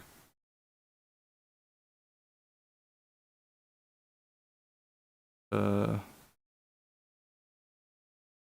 yeah, I haven't thought about this in a while, but maybe I shouldn't do this. But I'm going to my next video is going to be essentially an ad for my book.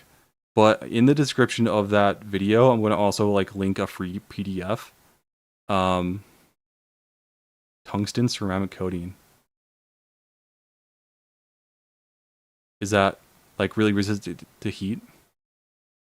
Like I say in my realism video, I'm not an expert on anything. I don't know anything.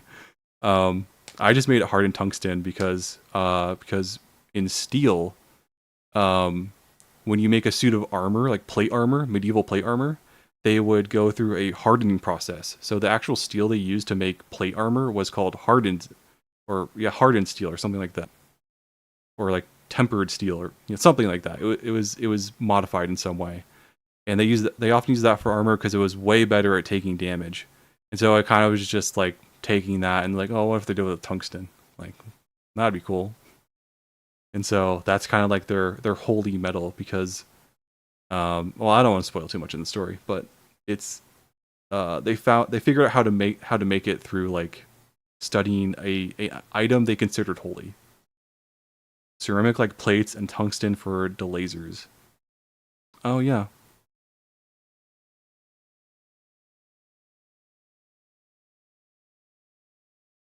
Hardened steel is a thing. Yeah, exactly. That's just my like thought behind it, but it's up to you whether you think the story is good or bad or not. Leave a review on Amazon or whatever. Tungsten carbide is used to machine hardened steel. Oh, okay.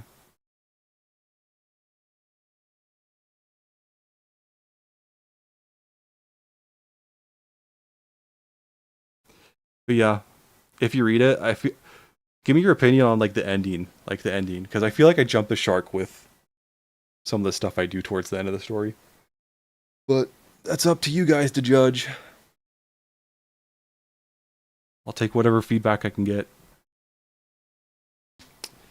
I'm I'm I'm hungry for feedback. I'm starving for feedback. um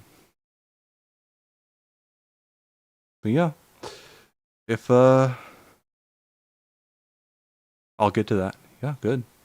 Hope you enjoy it. But yeah, I think I've been streaming for a while now. I think I want to end it here. So I want to thank you guys for joining me.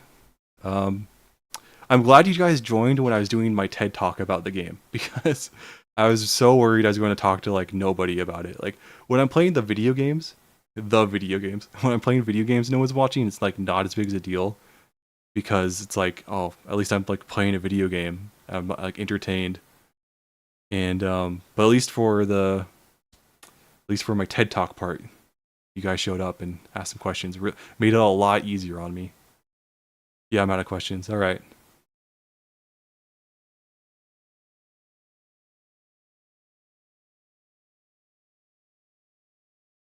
If I give you $20 directly, could you get the story PDF directly? Uh, yes, but like, how would I DM you? I'd be down to do that, but I don't know how to DM you.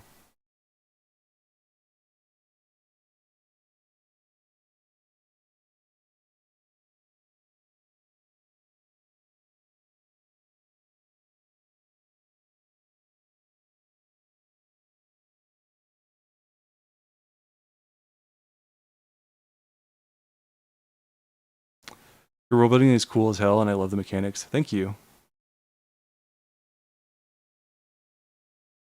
You want some?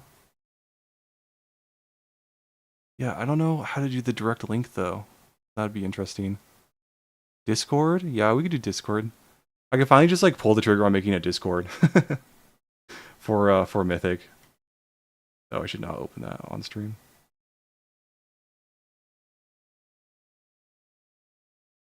I'll think about that. I'm not going to do anything in the moment because I don't even have like a PDF version of the book prepared right now. So I'll think about that. I don't know when I'm going to stream again. Um, I could try tomorrow.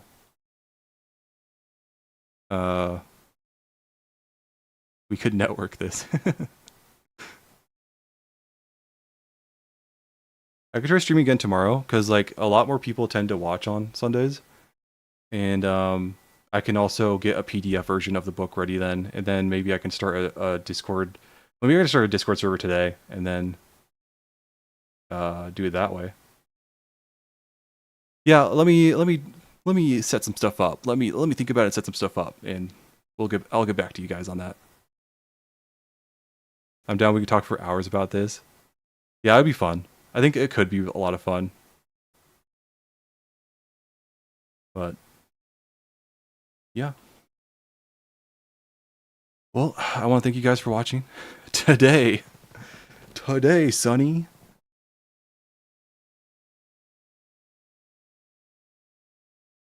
Okay. Fuck it. Why not? I'll set up a Discord server.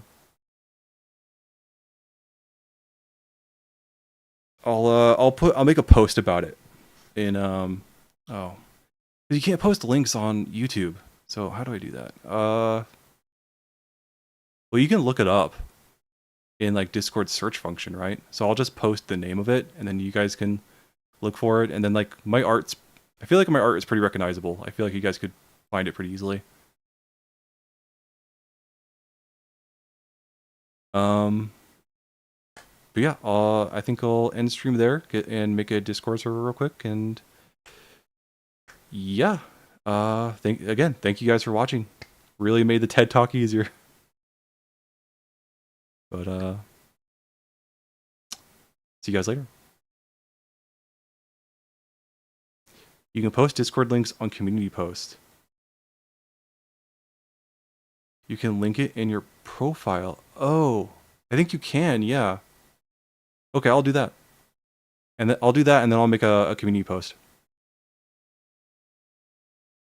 But I'm not gonna post the game right away because I'm still working on it. But I will post. I can give you guys the book that way.